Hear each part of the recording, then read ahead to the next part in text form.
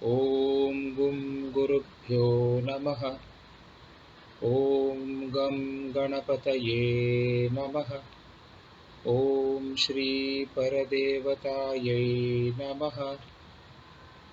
अरुणां करुणातरङ्गिताक्षीं धृतपाशाङ्कुशपुष्पबाणचापाम् अणिमादिभिरावृतां मयूखैः अहमित्येव विभावये भवानी।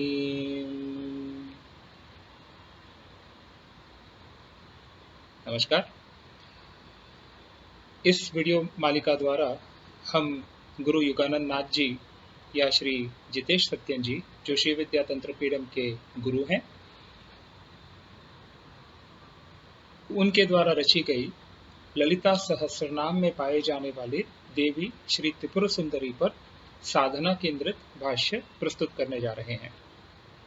मैं गणेश शास्त्री आज के इस वीडियो को हिंदी में प्रस्तुत करने जा रहा हूं।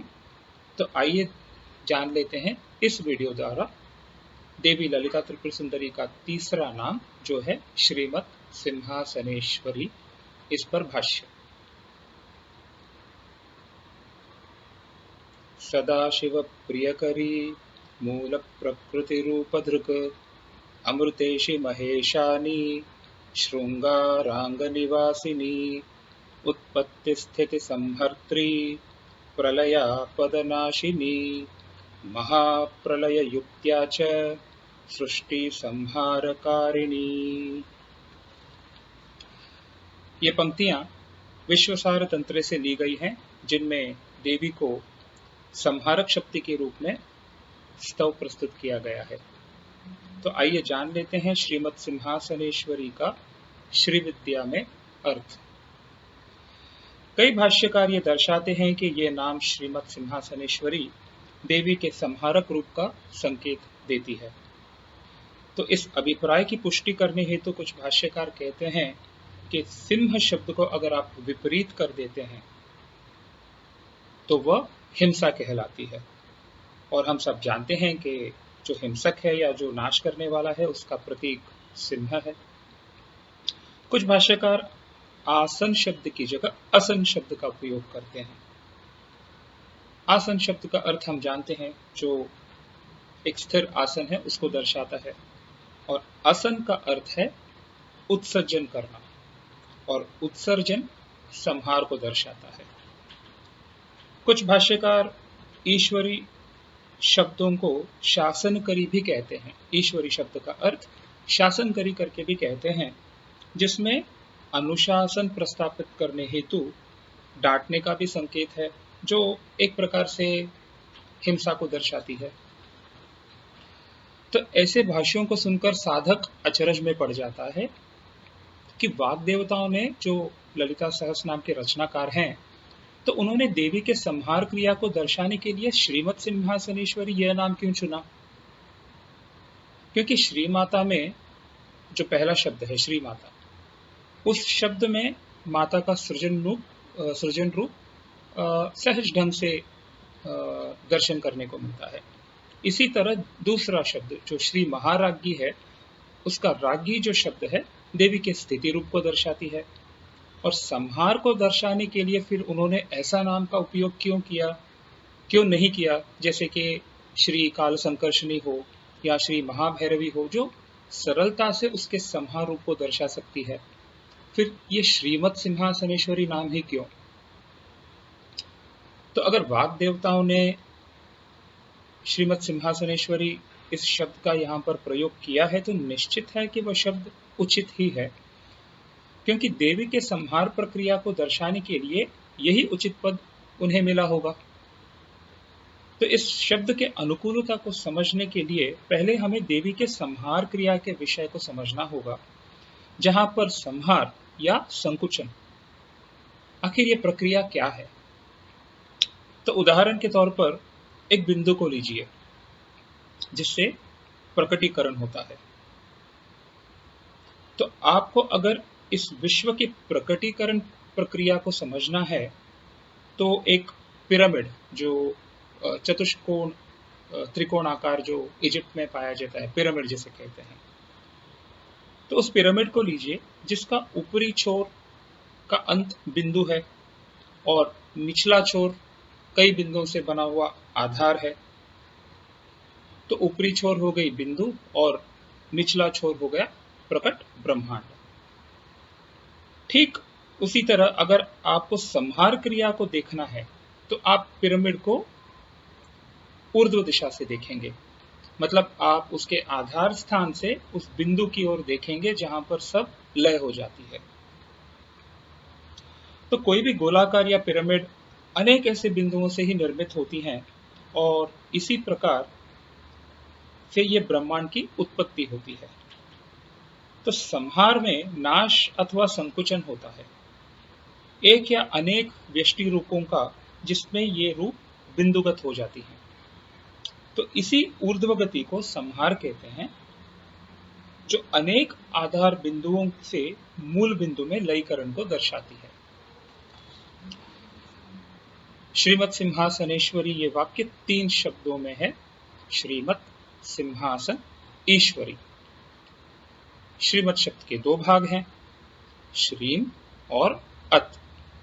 श्रीम शब्द देवी के पूर्ण रूप को दर्शाती है जो शिव से समरस है, और अत इस शब्द का अर्थ है अधिष्ठान। तो श्रीम का अधिष्ठान 16 कलह वाली बाला है जो व्यष्टि शक्ति है, और व्यष्टि के इकट्ठे रूप को हम समष्टि कहते हैं। अगला शब्द है सिंहासन। सिंहासन के 2 भाग हैं, सिंह और आसन। सिंह शब्द के फिर 3 भाग हैं, जरा ध्यान से सुनिएगा। सिंह शब्द के 3 भाग हैं, स, इम और ह। हमसे विद्या संबंधित तंत्र, उपनिषद और ग्रंथों में स और ह की विस्तृत जानकारी दी गई है। स माने सकार, व्यक्ति की शक्ति को दर्शाती है, और ह माने हकार, संहारक अग्नि शक्ति है जो ऊर्ध्व मार्ग से अपने स्रोत की ओर गमन करती है। आत्म साक्षात्कार के लिए ऊर्जा शक्ति हंस के सहारे ऊर्ध्व गति लेती है। शास्त्र इसे सूर्य चंद्र, कुल अकुल, प्राण अपान जैसे प्रक्रियाओं से जोड़ते हैं। कुंडलिनी के संहारक ऊर्ध्व गति को दर्शाने हेतु जो शिव तत्व से ऐक्यत्व प्राप्त करती है पराकुंडलिनी में या पराकुंडलिनी रूप में।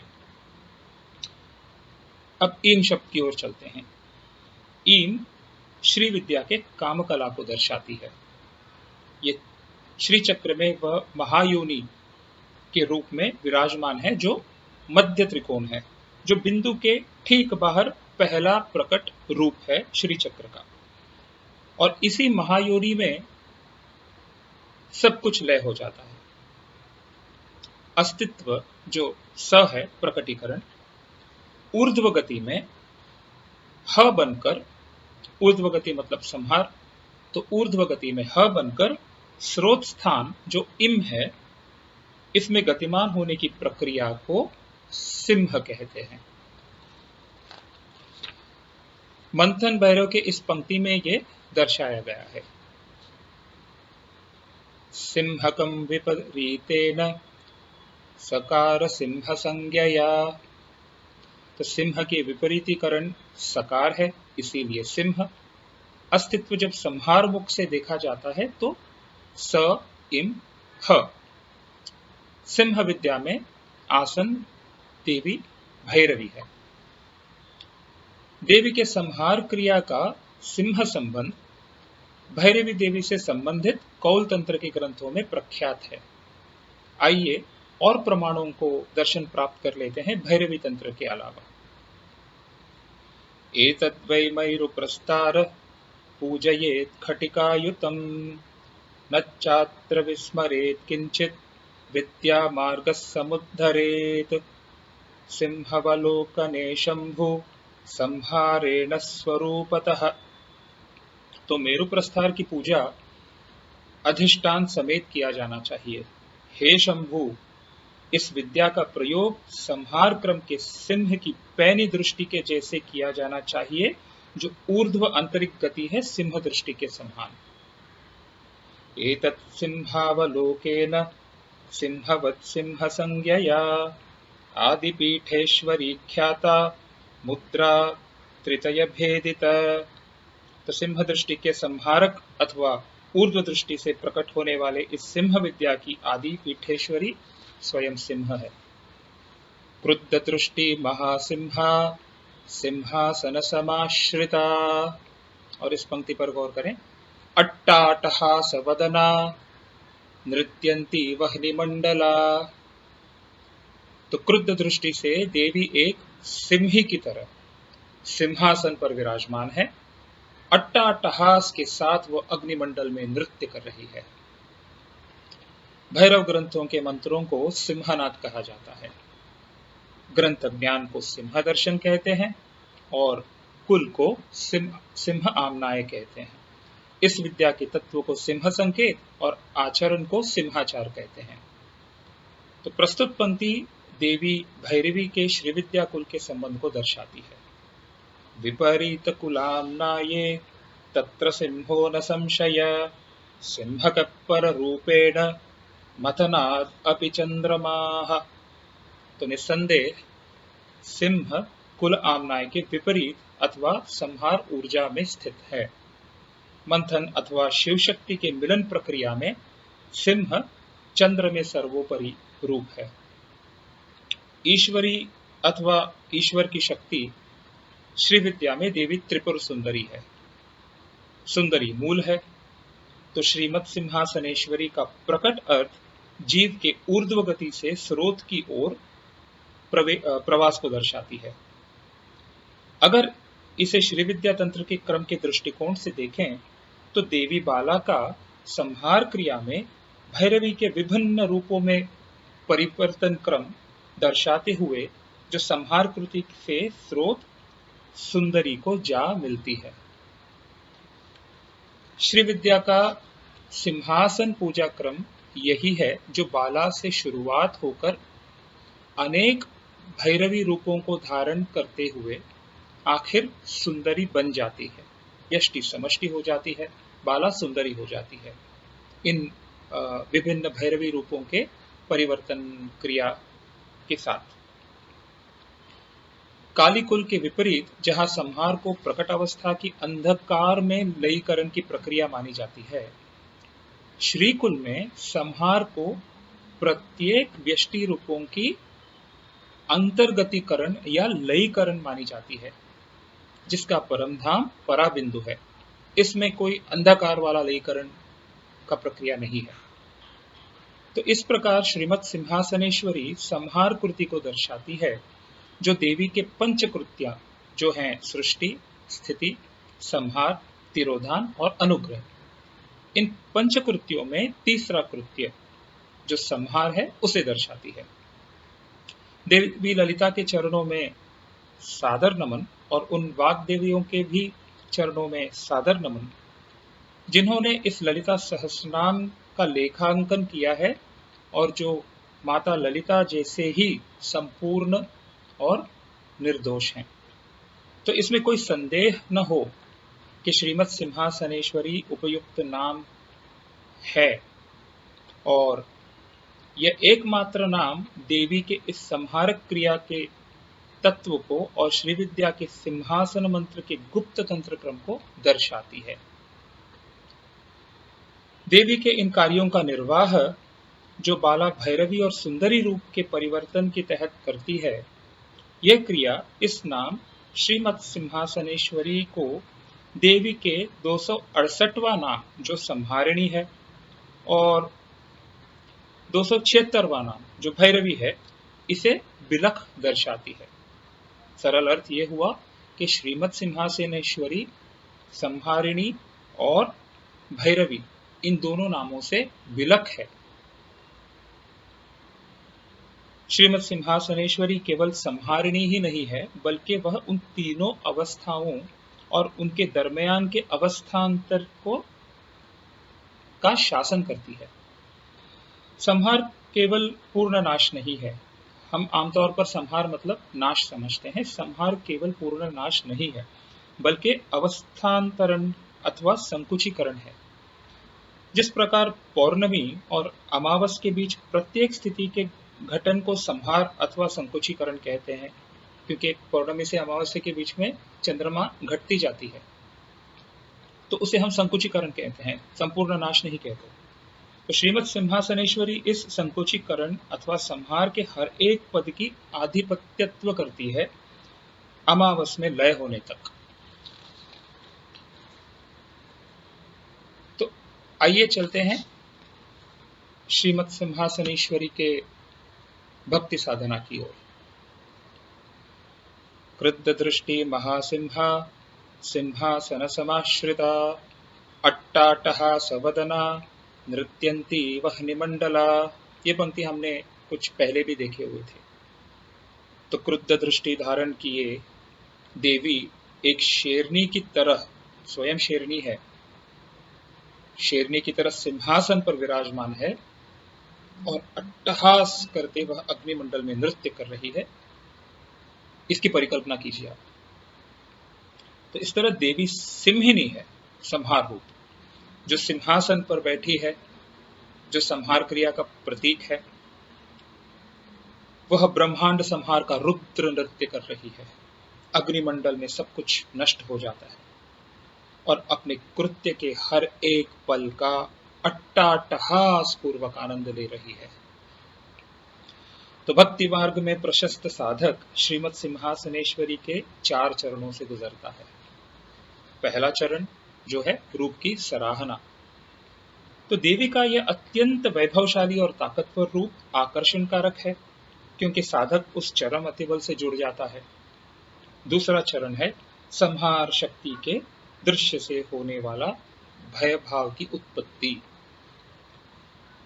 किसी भी विषय में जब नजदीकी आती है तो मृत्यु, हिंसा और संहार के गहन पहलुओं से अवगति करा देती है।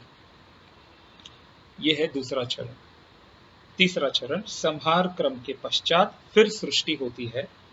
यह अवगति भक्ति भावना से उत्पन्न होने वाले ज्ञान से प्राप्त होती है। और चौथे चरण में स्थिर अवस्था की मान्यता।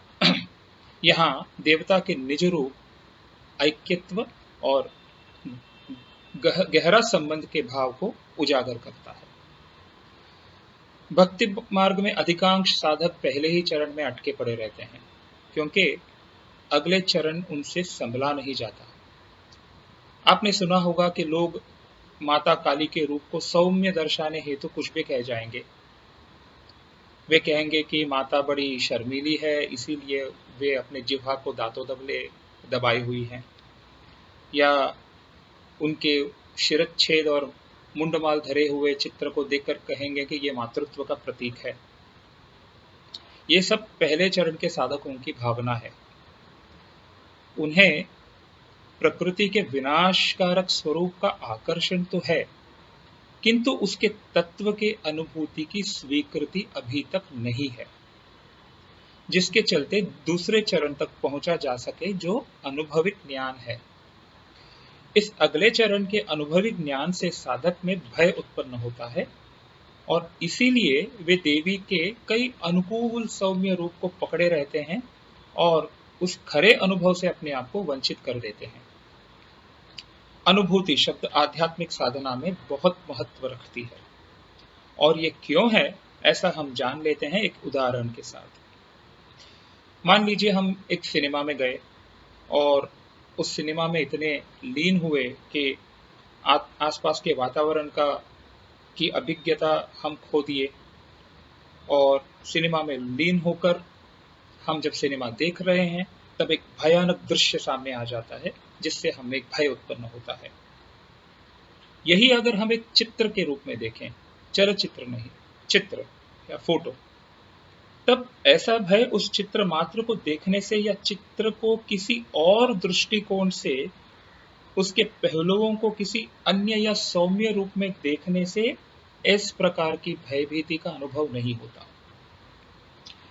देवी का ही उदाहरण ले लें तो माँ दुर्गा के अगर आप द्विभुज अवतार हम देखें, हमारे स्वप्न में आती है द्विभुज अवतार में माता, सौम्य लगती है। वही माता प्रसन्न मुख, हास्य मुख, अपनी अष्टभुजा अवतार में आ गई, जहां पर अस्त्र शस्त्र धारण किए हुए दर्शन करने देने आ जाती है हमारे स्वप्न में। भले वो प्रसन्नाभिमुख हैं, मगर वो अनुभूति हमारे लिए असहनीय होती है। जब वह अनुभूति केवल सराहनात्मक नहीं रह जाती, बल्कि उस अनुभूति में मां के प्रति प्रेम, आदर, भय, भक्ति की जागृति होती है और वो हमें अभिभूत कर देती है। ऐसे स्वप्न के बाद तो हम शायद ही कुछ और रात सो पाएंगे, क्योंकि हमें ज्ञात है कि अष्टभुज मां दुर्गा की छवि हास्य मुक्त तो थी, मगर असहनीय थी। इसे साधक की अनुभूतिक संबंध कहते हैं। अब कल्पना कीजिए कि अगर देवी अपने रौद्र संहारक रूप धारण किए हुए आपके सपने में प्रकट हो जाती है, जहां पर श्मशान में अट्टहास करके नृत्य कर रही है, रक्तपान कर रही है और शिरच्छेद कर रही है, तो यह अनुभव साधक के लिए कैसा होगा? यह अनुभूति का दूसरा चरण है जो देवी के संहार ऊर्जन को दर्शाती है। यह अनुभूति साधक के स्वप्न में भले ही क्यों ना हो, तो फिर ये अनुभव किसी वस्तु या किसी अति प्रिय व्यक्ति के खोने का हो, जिससे साधक का अत्यंत लगाव था और साधक जिसे अत्यंत प्रेम करता था। इस प्रसंग से साधक को सीख मिलती है कि लौकिक जगत में वस्तु हो या प्रियजन हो या जीव हो, सभी नश्वर हैं। या तो उनका नाश होगा या हमारा होगा। या एक और उदाहरण ले लीजिए कि एक साधक किसी भयानक महारोग या बीमारी से गुजरता है और उससे उस वक्त ज्ञात होता है कि शरीर कितना नश्वर है, और उसके बाद उसमें एक चमत्कारी सुधार आ जाती है। तो देवी की संहार शक्ति साधक के जीवन में कई प्रकार से साधना वृद्धि ला सकती है, ऐसे प्रक्रियाओं द्वारा। इस दूसरे चरण के अनुभव के पश्चात साधक तीसरे चरण में प्रवेश करता है। दूसरे चरण के अनुभव से साधक को ज्ञात होता है कि जीवन में सब अस्थायी और नश्वर है। इससे साधक में इस संहारक और सृजनात्मक शक्ति के प्रति भक्ति उजागर करती है। उदाहरण के तौर पर एक जानलेवा रोग को लीजिए जो शरीर का नाश कर सकती है। संहार क्रम का यह भय निर्मित करने वाला पहलू है। यही संहारक शक्ति उन कीटाणुओं का भी नाश करती है जिसकी वजह से यह रोग उत्पन्न हुआ, और साधक के स्वास्थ्य में वृद्धि होती है और अच्छी प्रगति कर लेता है। इस स्वस्थता के चलते साधक के मन में एक भक्ति भावना उजागर होती है और साधक को अनेक गहन पाठ सीखने को मिलता है।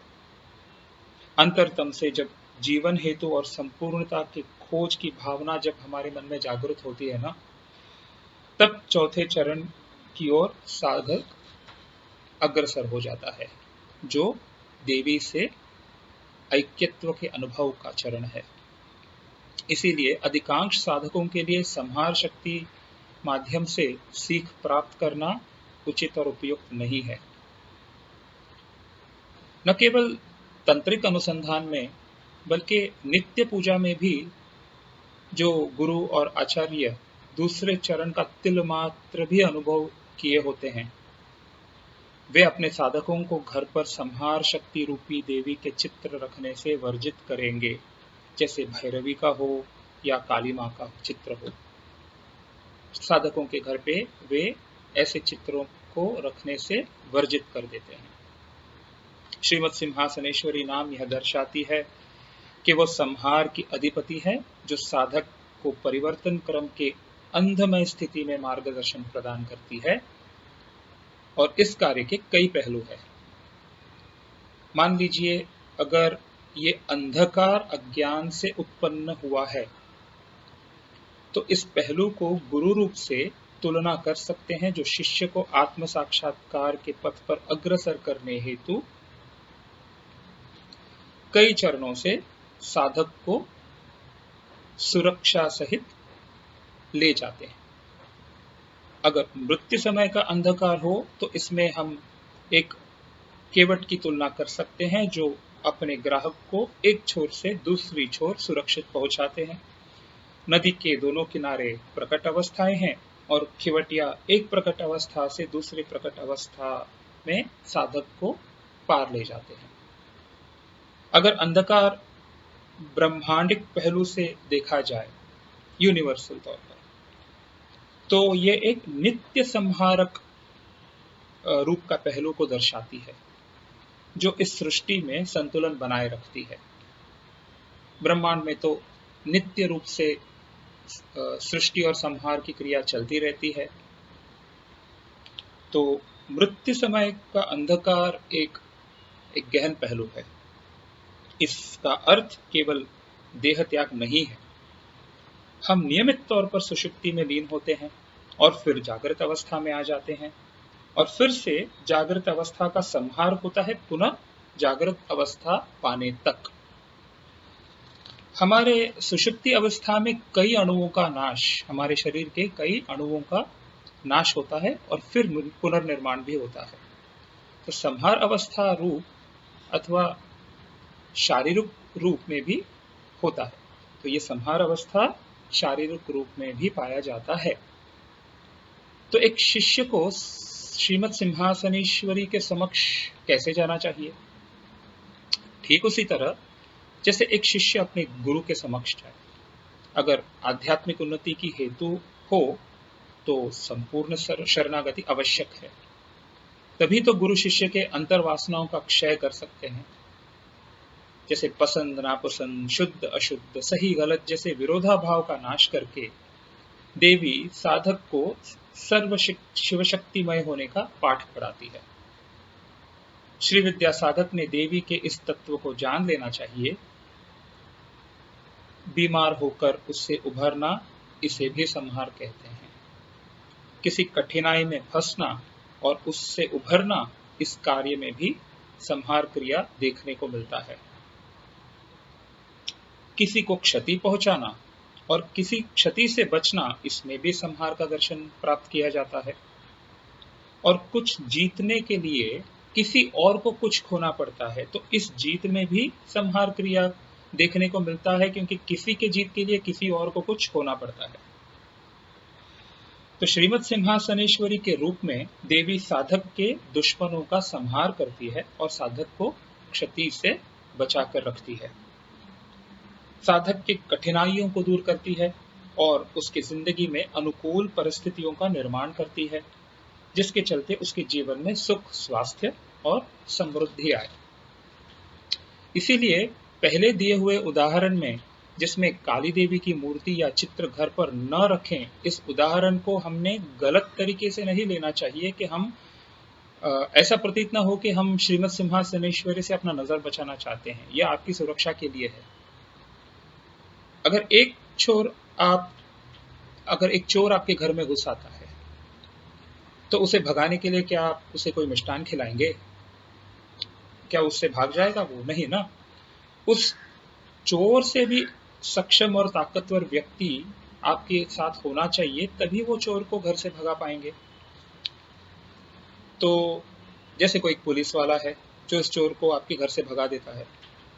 इसीलिए जब कोई दीर्घ विषय का निर्मूलन करना होता है, जैसे कोई महारोग से उभरना हो या किसी अभिचार से नकारात्मक ऊर्जा निर्मित हुई हो, तो इसके लिए कोई सात्विक शक्ति का आवाहन करके प्रयोजन नहीं होता।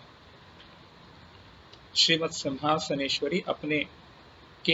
सिंहासनेश्वरी के जो उपांग देवताएं हैं, इस कार्य के लिए सक्षम हैं, जो साधक को सुरक्षित रखते हैं और राहत पहुंचाते हैं। तो एक साधक को अपनी देवी के प्रति पूर्ण श्रद्धा और विश्वास रखनी चाहिए। एक गृहस्थ श्रीमद सिंहासनेश्वरी के समक्ष पूर्ण शरणागत होकर जाना चाहिए, जिसके चलते उसे सुरक्षा और लौकिक वृद्धि भी प्राप्त होती है, भुक्ति मुक्ति भी वो प्रदान करती है। इसीलिए मार्गदर्शक के प्रति श्रद्धा और विश्वास अत्यावश्यक है, किसी भी गंतव्य स्थान तक सुरक्षित पहुंचने के लिए। तो इस संहार शक्ति ईश्वरी के प्रति केवल प्रेम और आदर पर्याप्त नहीं है। देवी वैसे भी आपको सुरक्षित रखती है, मगर साधक के मन में उसके प्रति एक भय की भावना भी होनी चाहिए, क्योंकि देवी न केवल पुरस्कार देती है, वो दंडदाता भी है। जैसे कि पहले बताया गया था, श्रीमद सिंहासनेश्वरी के गहन अर्थ को दूसरे चरण यानी भय के पश्चात ही बेहतर समझा जा सकता है। दंड रूप को, उसकी संहारक शक्ति को। संहार क्रम में पूजा आत्मा साक्षात्कार के लिए किया जाता है।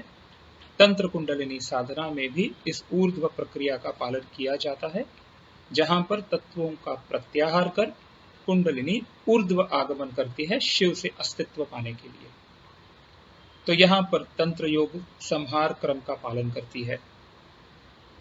आत्म साक्षात्कार में प्रवृत्त साधक के लिए श्रीमद सिंहासनेश्वरी एक त्वरित शिक्षिका के रूप में ज्ञान प्रदान करती है। श्रीमद सिंहासनेश्वरी त्वरित नतीजा भी प्रदान कर देती है। साधक के मार्गदर्शन के तौर पर वह साधक को किसी भी अवस्था से पार कर लाती है, तो चाहे वो किसी अलौकिक विषय संबंधित बाधा निवृत्ति हो या संसार सागर से पार कराना हो।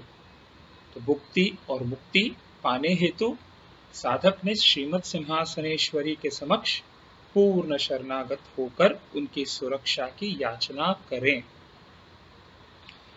एक सच्चा श्रीविद्या साधक श्रीविद्या को किसी अन्य व्यक्ति को हानि पहुंचाने हेतु उपयोग नहीं करेगा, उसकी चेष्टा भी नहीं करेगा। श्रीमद सिंहासनेश्वरी इस संहारक ऊर्जा के उपयोग से साधक की सहायता करती है और इसी ऊर्जा से साधक को सीख भी प्रदान करती है। उचित मार्गदर्शन और युक्ति के अभाव में अगर साधक ने श्रीमद सिंहासनेश्वरी की साधना की, तो उसका परिणाम विपरीत भी हो सकता है।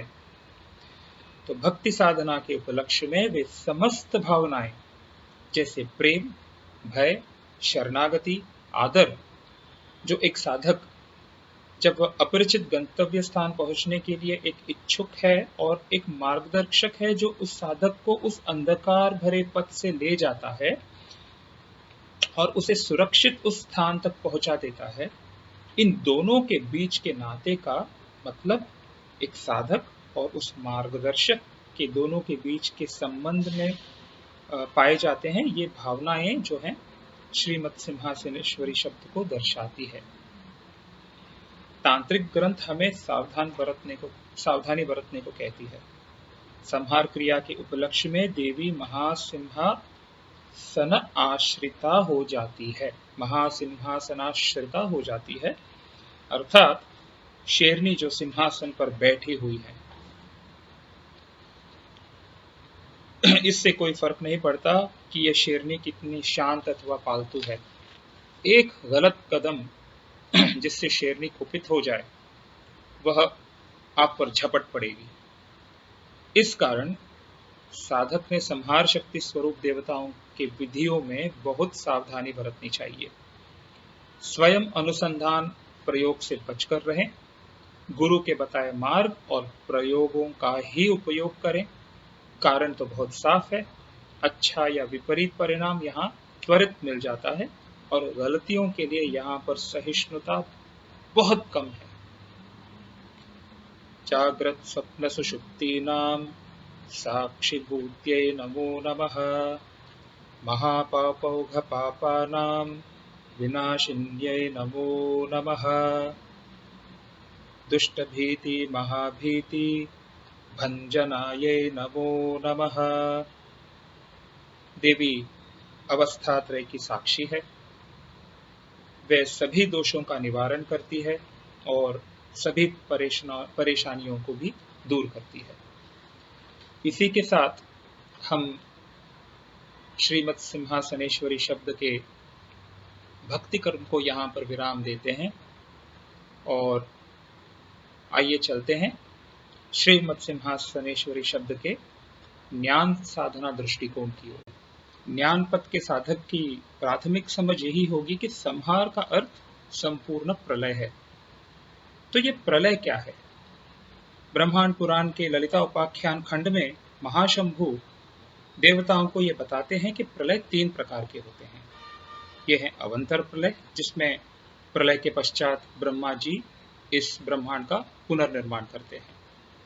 दूसरा है काम प्रलय, जिसमें देवी ललिता विश्व की पुनर्निर्माण करती है संहार के बाद। और तीसरा प्रलय है महाप्रलय, जिसमें महाशंभु स्वयं विश्व का पुनर्निर्मित करते हैं। इस उपाख्यान के माध्यम से यह दर्शाया जाता है कि प्रलय का आंतरिक अर्थ साधक में होने वाले 3 चरणों के परिवर्तन को दर्शाता है।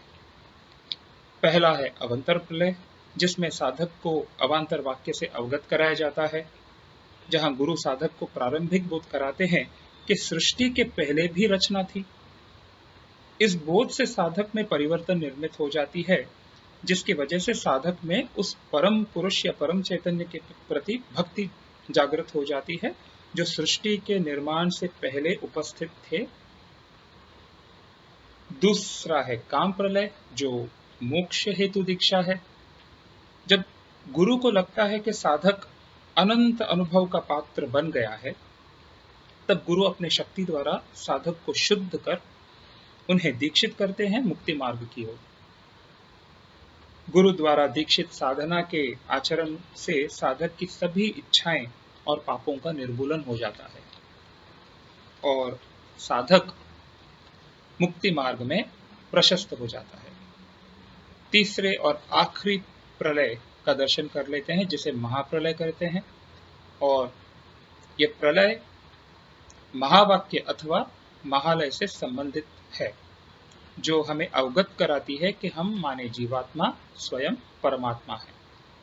अवांतर प्रलय में द्वैत भावना का दर्शन होता है, जहां परमात्मा एक अलग अस्तित्व है। काम प्रलय विशिष्ट अद्वैत का दर्शन दिलाता है, जहां पर हम स्वयं को उस परमात्मा का अंश समझते हैं और उस प्रकार अनुभव करते हैं, मगर हम परमात्मा के अधीन हैं। यहाँ पर साधना अपने निज स्वरूप को जानने हेतु किया जाता है। महाप्रलय शुद्ध अद्वैत है, जहाँ स्वयं माने जीवात्मा और परमात्मा का एकत्व का अनुभव किया जाता है। तो परिवर्तन क्रम में ऐसा जरूरी नहीं है कि हमें इन तीनों चरणों से क्रमबद्ध तरीके से गुजरना होगा। साधक के आध्यात्मिक तीव्रता और इच्छा के आधार पर या अनुष्ठान बल के आधार पर कोई एक प्रलय आपको उस परम धाम तक ले जाता है, उपयुक्त मार्गदर्शन और साधना के द्वारा। अवांतर प्रलय ज्ञान प्राप्ति विषय से संबंधित है, इसीलिए इस अवांतर प्रलय के देवता ब्रह्मा जी हैं। कामुक प्रलय में गुरु निर्देशित साधना की जाती है और इस प्रलय के अधिपति देवी ललिता स्वयं है।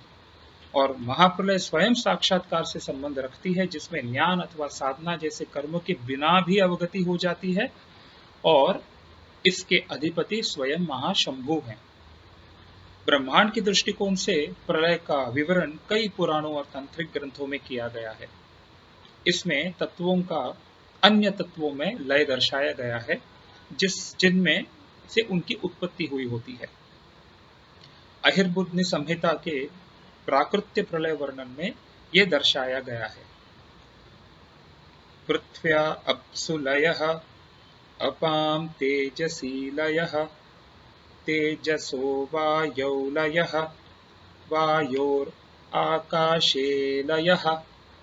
तो यहाँ पर पृथ्वी जल में लय हो जाती है, जल अग्नि में विलीन हो जाती है, अग्नि वायु में और वायु आकाश में। इस प्रकार सृष्टि का विपरीत क्रम जो संहार क्रम है, इस प्रलय भाष्य द्वारा उजागर होता है। जब साधक में और भी परिपक्वता आ जाती है, तब उसके विचार में यह साफ नजर आ जाता है कि संहार केवल नाश नहीं बल्कि संकुचन को दर्शाती है, जो एक अवस्था का परिवर्तन मात्र है। यह अवस्था परिवर्तन की जो प्रक्रिया है, साधक को अपने परम तत्व के समक्ष ले जाता है। तो सहज है कि अगला प्रश्न साधक का क्या होगा कि संहार क्रिया कौन से परतों में क्रियाशील है। तो इन परतों को, परतें मतलब लेयर्स, तो इन परतों को 4 दृष्टिकोणों से देखा जा सकता है, जो है व्यष्टि, व्यष्टि मतलब पिंडांड अथवा जीव, और समष्टि जो है ब्रह्मांड अथवा परम। तो व्यष्टि और समष्टि और उनके संदर्भ के रूप और अवस्थाओं को उजागर करती है। ये 4 दृष्टिकोण हैं: व्यष्टि रूप, व्यष्टि अवस्था, समष्टि रूप और समष्टि अवस्था।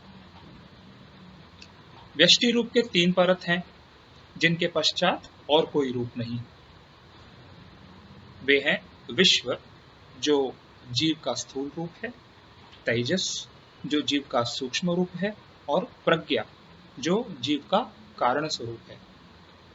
जीवात्मा इन तीनों परतों में स्थित है। पंचकोशी विवरण इसी विषय को समझाने का एक अलग दृष्टिकोण है, जिसमें जीवात्मा जो अन्नमय कोश, प्राणमय कोश, मनोमय कोश, विज्ञानमय कोश और आनंदमय कोश, इन 5 कोशों में स्थित है।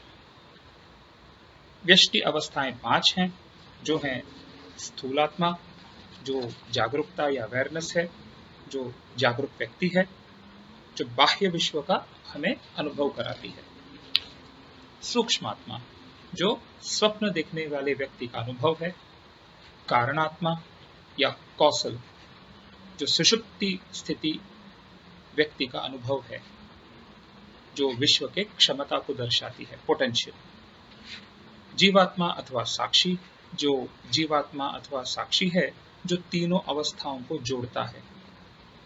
जीवात्मा परमात्मा ऐक्यत्व, ये 5वीं अवस्था है, जो जहां पर जीवात्मा और परमात्मा में विलक्षणता नहीं, ये दर्शाती है। ये हुए व्यष्टि रूप और व्यष्टि अवस्थाएं। आइए चलते हैं समष्टि रूप और समष्टि अवस्थाओं की ओर। समष्टि के 3 रूप हैं, जिनके 3 परत हैं, जिनके पश्चात और कोई रूप नहीं है, और वे हैं विराट, जो समस्त स्थूल रूपों का सम्मिलीकरण या इकट्ठीकरण है। हिरण्यगर्भ, जो समक्ष सूक्ष्म रूप है। ईश्वर, जो समस्त कारण रूप है। समष्टि के 5 अवस्थाएं हैं, जो हैं जागृत, जो समस्त व्यक्तिगत जागृत अवस्थाएं हैं। स्वप्न, जो समस्त व्यक्तिगत स्वप्न अवस्थाएं हैं। सुषुप्ति, जो समस्त निद्रा अवस्थाएं हैं या सुषुप्ति अवस्थाएं हैं। तुरिया, जो समस्त जीवात्माएं हैं, उनको तुरिया कहते हैं। और तुरियातीत, जो संपूर्ण परमात्मा है। जीव जागृत, स्वप्न, सुषुप्ति, तुरिया और तुरियातीत अवस्थाओं से प्रवास करता है। व्यक्तिगत साक्षी भाव जागृत अवस्था में स्थूलात्मा है, वैसे ही व्यक्तिगत साक्षी भाव स्वप्न अवस्था में सूक्ष्मात्मा है। इसीलिए व्यष्टि समष्टि से भिन्न नहीं है। अवस्था रूप में ये दोनों जुड़े हुए हैं, जैसे अभी हमने देखा। अवस्थाओं का रूप से पारस्परिक संबंध है। जागृत स्थिति में स्थूल रूप प्रधान है, जो स्थूल सृष्टि का प्रकटीकरण करती है। स्वप्नावस्था में सूक्ष्म रूप सपना जगत का निर्माण करती है, और सुषुप्ति अवस्था कारण रूप जगत की क्षमता को दर्शाती है। तो इन सभी रूपों में अस्तित्व अथवा आत्मा व्याप्त है, जिसका अनुभव प्रत्येक अवस्था में किया जाता है। तो इस प्रकार अवस्था और रूप संबंधित हैं। जागृत अवस्था स्थूल रूप से संबंध रखता है और इस स्थूल जगत का दर्शन कराता है, वह विश्व है। स्वप्नावस्था सूक्ष्म रूप से संबंध रखता है और स्वप्न जगत का दर्शन कराती है, तो वो तेजस है। और सुषुप्ति कारण रूप से संबंध रखती है और विश्व के समस्त क्षमता रूप से को दर्शाती है, तो वह प्रज्ञा है। तो व्यक्तिगत दृष्टिकोण से सृष्टि स्थिति संहार मेलन रूप इयम तुरीय, तो इसका अर्थ है तुरीया माला का वह धागा है जो अन्य अवस्थाओं और रूपों को जोड़ती है व्यक्तिगत स्तर पर। एक और शब्द है परा, जो अवस्थाएं और रूप इन सभी से विलक है और परे है। क्योंकि परा अव्यक्त है, वह व्यष्टि समष्टि रूप और अवस्थाओं से परे है। संहार में रूप और अवस्थाएं अंतर्मुख हो जाती हैं। स्थूल सूक्ष्म में लीन हो जाती है और सूक्ष्म कारण में, दोनों व्यष्टि और समष्टि स्तरों पर। आत्म साक्षात्कार के लिए जो संहार या प्रलय का ही रूप है, इस साक्षी भाव को अंतर प्रवास करना होता है तुरीय और तुर्यातीत की ओर। तो अभी हमने जो प्रस्तुत किया है वह इस विषय पर केवल एक प्रारंभिक प्रस्तावना है। ऐसे कई उपनिषद और तांत्रिक ग्रंथ हैं और उनके कई भाष्य हैं जिनमें भाष्यकारों ने इनका गहरा विश्लेषण किया है। इनमें से कुछ विषयों पर अधिक जानकारी हम इस श्रृंखला में आगे आने वाले निम्नलिखित नाम के निरूपण द्वारा करने वाले हैं। विश्वरूपा जागरिणी स्वपंती तैजसात्मिका सुप्ता प्राज्ञात्मिका तुर्या सर्वावस्था विवर्जिता। तो इस श्रृंखला में जब हम इस पंक्ति तक या इन नामों तक पहुंचेंगे तब हम इस पर भाष्य प्रस्तुत करेंगे विस्तृत। तो साधक अब उस श्रेणी तक पहुंचता है जहां एक ज्ञान योगी अनुभव प्रदान ज्ञान प्राप्त करना चाहता है। तब अंतिम प्रश्न उसके मन में ये आता है कि यह संहार क्रिया कौन से अनुभव अवस्थाओं में काम करती है। तो यहाँ ये प्रश्न जो है अनुभव प्रदान प्रश्न है, क्योंकि ये अनुभव से संबंध रखती है। एक आध्यात्मिक साधक जब शिष्य के तौर पर अभ्यास करता है या एक विद्वत मार्गदर्शक जो गुरु के रूप में पाठ सिखाता है, उसे 25 संयोजित अवस्थाओं से गुजरना पड़ता है जो श्री विद्या तंत्र साधना के क्रम में पाया जाता है। प्रत्येक अवस्था संबंधित देवता और तांत्रिक क्रियाएं हैं और 25 अवस्थाओं की संयोजनाएं कुछ इस प्रकार हैं।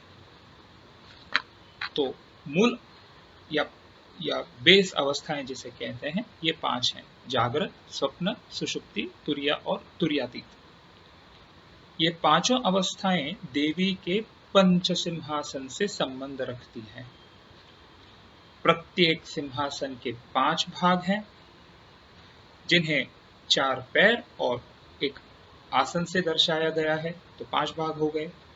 तो 5 सिंहासन और उस प्रत्येक सिंहासन के 5 अंग 5 5 25 हो गए, जो 25 अवस्थाएं उनसे संबंध रखती हैं और उन्हें दर्शाती हैं।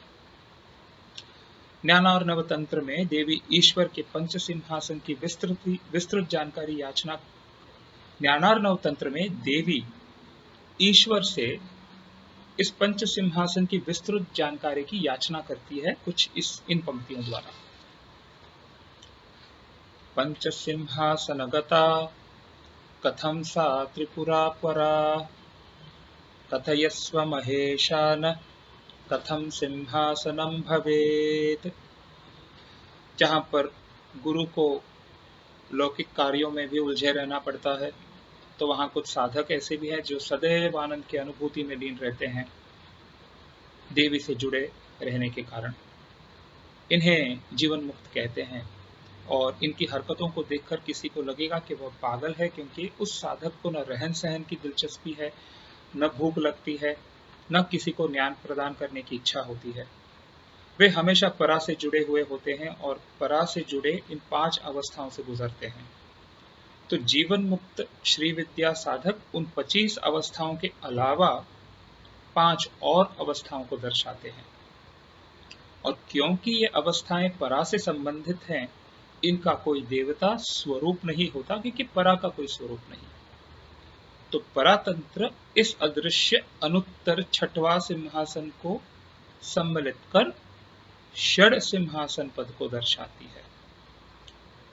षट सिंहासनगा प्रोक्ता देव्य षण्णायिका स्मृताः षडाम्नाय विभिन्न एव एकास परमा कथम। परातंत्र, ज्ञानार्णव तंत्र और श्री विद्यार्णव तंत्र में उल्लेख है कि प्रत्येक सिंहासन का शासन एक आम्नाय देवता करता है।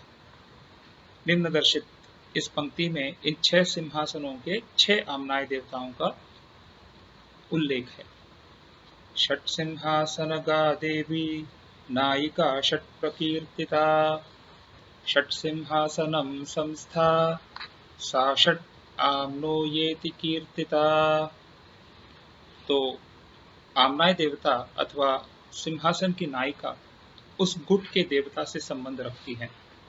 तो यहाँ पर 6 गुट हैं जो जागृत, स्वप्न, सुषुप्ति, तुरिया, तुरियातीत और परा को दर्शाती है। प्रत्येक गुट में 5 संयोजित अवस्थाएं हैं जो जागृत, स्वप्न, सुषुप्ति, तुरीय और तुरियातीत से संबंध रखती हैं।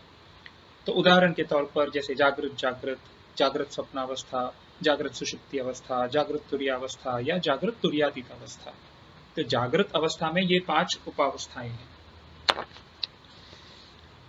तो क्रिया साधना पर विवरण प्रदान करते समय ज्ञानार्णव तंत्र और श्री विद्यार्णव तंत्र सिंहासन विद्या में केवल 5 सिंहासनों और उनके आमनाय देवताओं तक सीमित करते हैं, क्योंकि 6वां सिंहासन निरूप है और यह 6वां अवस्था परिवर्तन जीवन मुक्त के लिए सहज हो जाता है।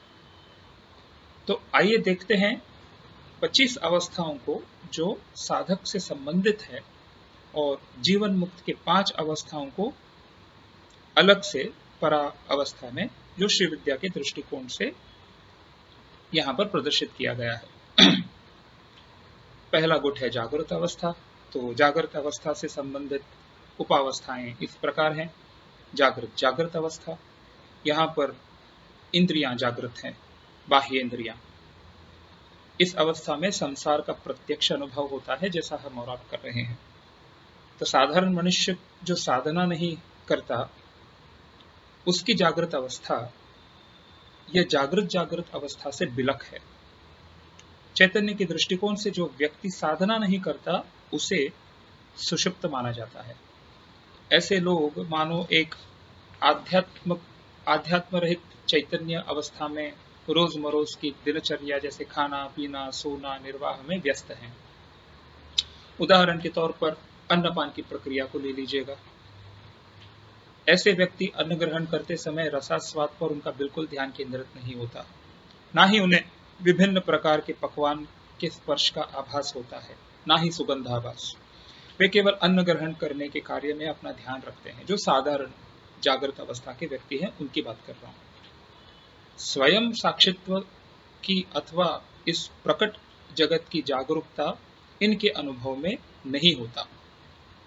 गुरु को अपने शिष्य को जागरूक करना होता है अध्यात्म के प्रति, ताकि शिष्य को यह फर्क समझ आ जाए। तो तिरुमंदिरम जो तमिलनाडु का एक प्राचीन ग्रंथ है, इस अचेत से सचेत अवस्था के परिवर्तन को जहां पर शिष्य साधक बनता है, उसे तुलना करते हैं उस उदाहरण से जहां गुरु अपने सोए हुए शिष्य पर लाठी का प्रहार करते हैं उसे जागृत कराने के लिए। तो यहां पर लाठी तांत्रिक अभ्यास है जिसके इस्तेमाल से गुरु अपने शिष्य के चैतन्य को जागृत कराते हैं। तो ये हुई जागृत अवस्था। अब चलते हैं दूसरी अवस्था जो है जागृत स्वप्नावस्था। इस अवस्था में बाह्येंद्रियों का निग्रहण सहज ही हो जाता है। यहाँ पर मन प्रधान किरदार निभाता है, जिसके चलते प्रत्यक्ष अनुभव भी मिलता है। प्रत्यक्ष जगत का अभाव होने पर भी इंद्रिय अनुभवों की अनुभूति यहाँ प्राप्त होती है। एक फूल के सुगंध को मन पुनर्निर्मित करती है। उस फूल के एकाग्र चिंतन द्वारा ठीक उसी जगह पर जहां पर उस फूल का हमने पहले अनुभव किया हो और उससे मिलने वाले सुख का जो अनुभव किया हो वो इस जागृत स्वप्नावस्था में भी हमें प्राप्त होती है। मानो ये प्रत्यक्ष अनुभव हो रहा है। यह जागृत स्वप्नावस्था एक साधारण मनुष्य के स्वप्नावस्था से अलग है। साधारण मनुष्य के स्वप्नावस्था में जागृत स्वप्न अवस्था की दीर्घ लक्ष्य केंद्रता और नियंत्रण दोनों पाए नहीं जाते। जागृत सुषुप्ति अवस्था जो तीसरी अवस्था है, इस अवस्था में चैतन्य या जागरूकता इसका प्राण और चित्त नियंत्रण करते हैं। यहाँ पर मन भी कार्यरत नहीं होता और यहाँ का अनुभव भले केंद्रित हो, परंतु यह मन की प्रस्तुति नहीं होती। यह एक एकाग्र चित्त की योगी तल्लीन अवस्था है, सुषुप्ति, जागृत सुषुप्ति। चौथा अवस्था जागृत तुरीय अवस्था। यहाँ ये अवस्था है जहां एकाग्र ध्यान साक्षी भाव में परिवर्तित हो जाती है,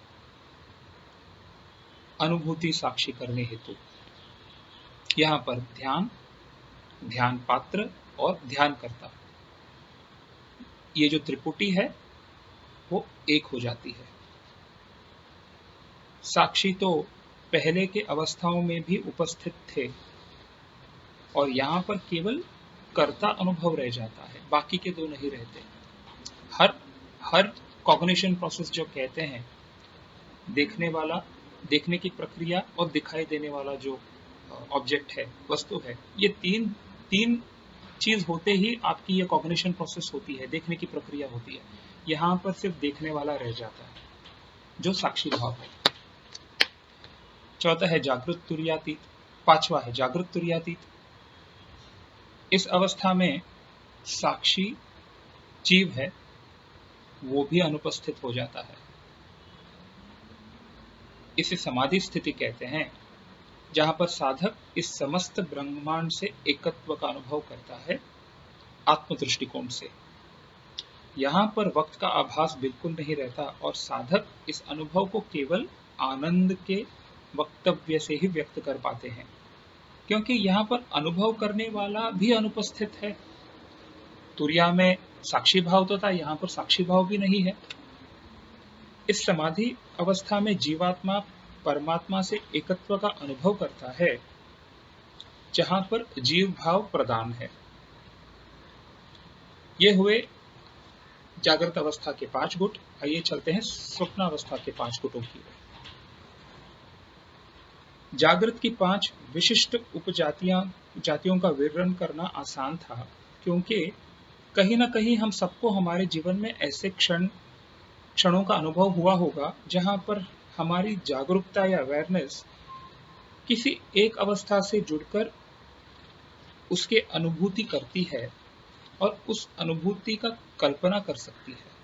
क्योंकि जागृत अवस्था पर सभी का एक निजी नियंत्रण तो होता ही है।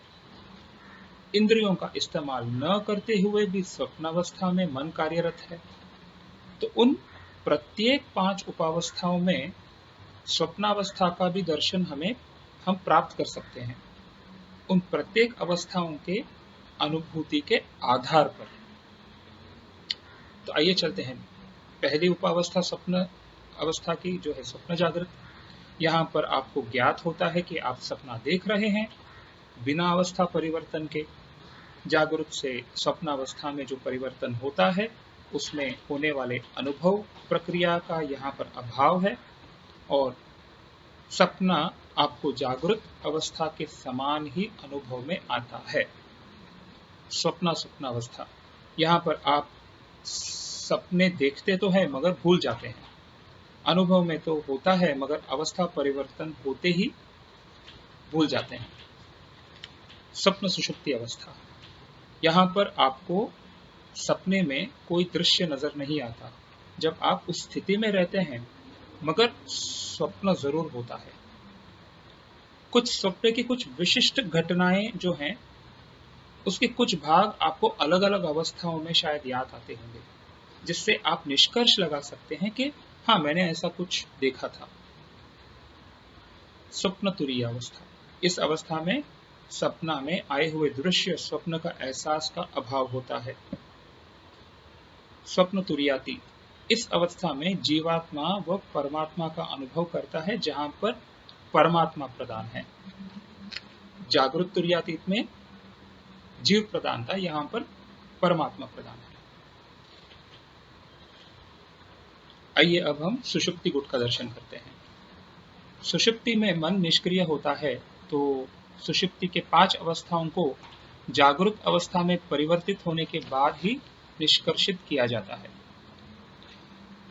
पहला है सुषुप्त जागृत अवस्था। जब साधक इस अवस्था से उभरता है तो उसे अनुभवी ज्ञान होता है कि वह किसी और अवस्था से उभरकर या उभरा है, पर किस अवस्था से उभरा है उसे ज्ञात नहीं होता।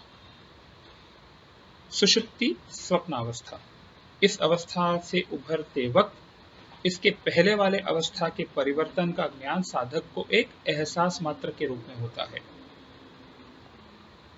और वो भी केवल उस अवस्था परिवर्तन के समय तक ही सीमित होता है। उस अवस्था में जो अनुभव है साधक को क्षणिक लगता है, जबकि असलियत में काफी लंबा समय गुजर गया होता है। इस अनुभव में काफी लंबा समय गुजरता है, पर साधक को वो क्षणिक लगता है। सुषुप्ति अवस्था। इस अवस्था में एकाग्रत पूर्ण विषय प्रज्ञा को साक्षी भाव के कर्ता प्रज्ञा से उबरा जाता है।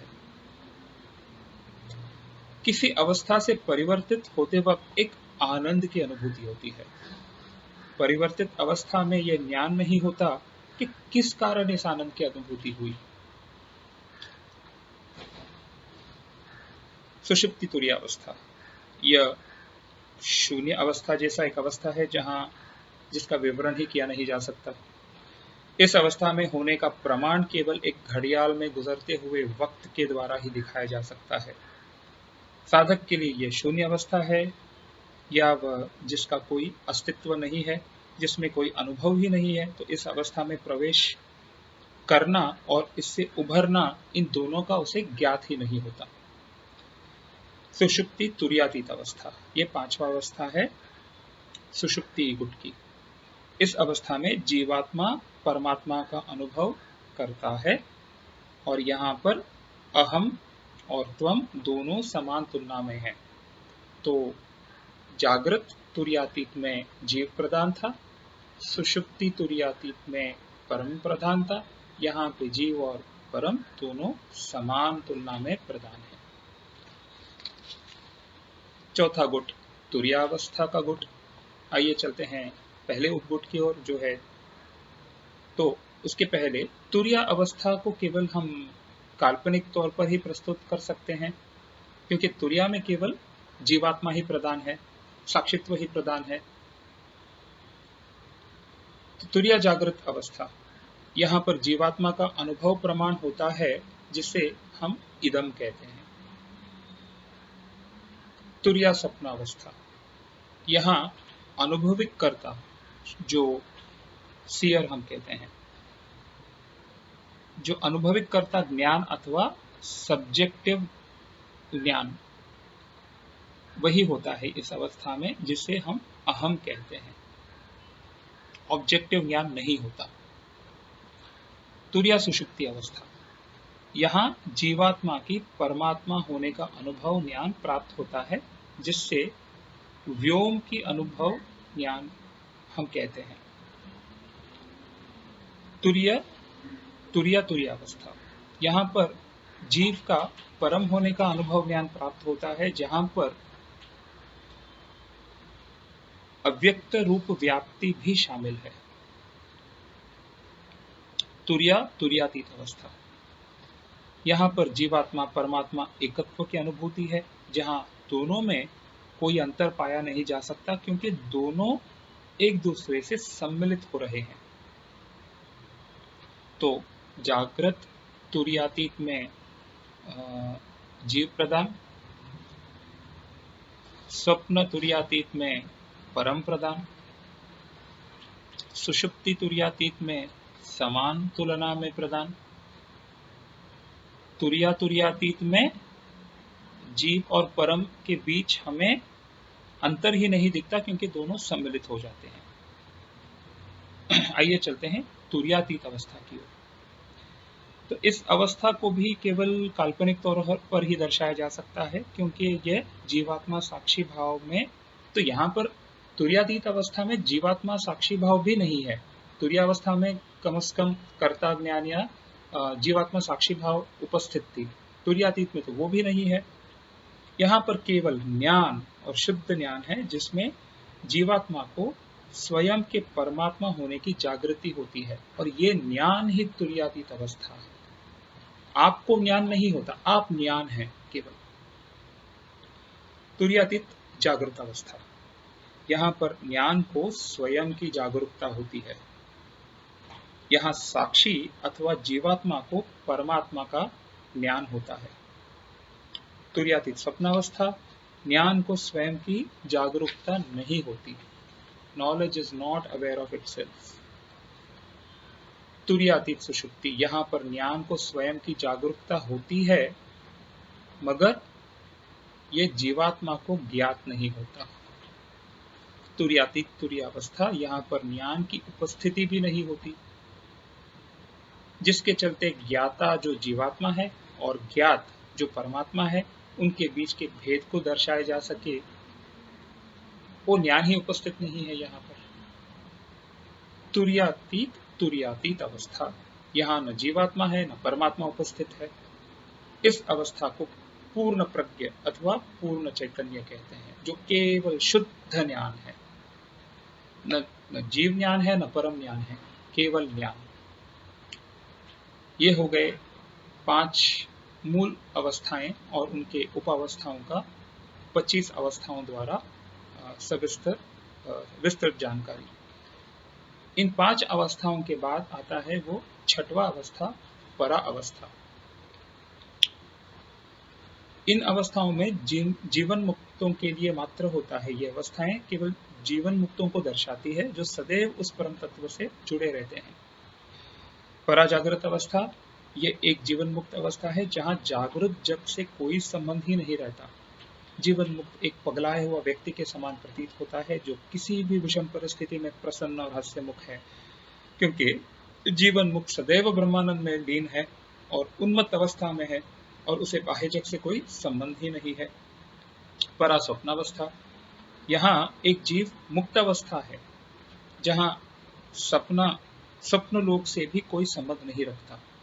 तो वैसे ही वो जीव जागृत अवस्था से संबंध नहीं रखता था, यहाँ पर इस अवस्था में वह स्वप्नावस्था से भी संबंध नहीं रखता। स्वप्न में भी जीवन मुक्त व्यक्ति हास्यास्मुख रहता है, किसी भी विषम परिस्थिति में भी हास्यमुख रहता है, क्योंकि जीवन मुक्त ब्रह्मानंद में स्थित है और स्वप्नावस्था से जुड़ा नहीं है। परा सुषुप्ति अवस्था, ये वो जीवन मुक्त अवस्था है जहां केवल ओमकार नाद या ओमकार लय ही प्रतीत होता है। जीवन मुक्त सदैव समाधि में रहता है और ओमकार भाव समाधि में होने के वजह से तीनों अवस्थाओं से परे होता है। परातुरीय अवस्था, ये वो जीवन मुक्त अवस्था है जहां चैतन्य परा में विलीन हो जाती है। जीवात्मा को बांध कर रखने वाली देह बुद्धि भी उसका भी उसे भान नहीं रहता। जब तक कोई उस व्यक्ति को जबरदस्ती खिलाता नहीं, पिलाता नहीं या शौच कार्य कराने में उसकी सहायता नहीं करता, उसे किसी चीज का ज्ञात ही नहीं रहता। वो न खाता है, न पीता है, न सोता है, न चलता है, न कोई और कार्य करता है, बस रहता है। परातुर्यातीत अवस्था यह एक परब्रह्म अवस्था है, जहां देह के विसर्जन की प्रक्रिया शुरू हो जाती है और जीवन मुक्त इस अवस्था में विदेह मुक्ति पा लेते हैं।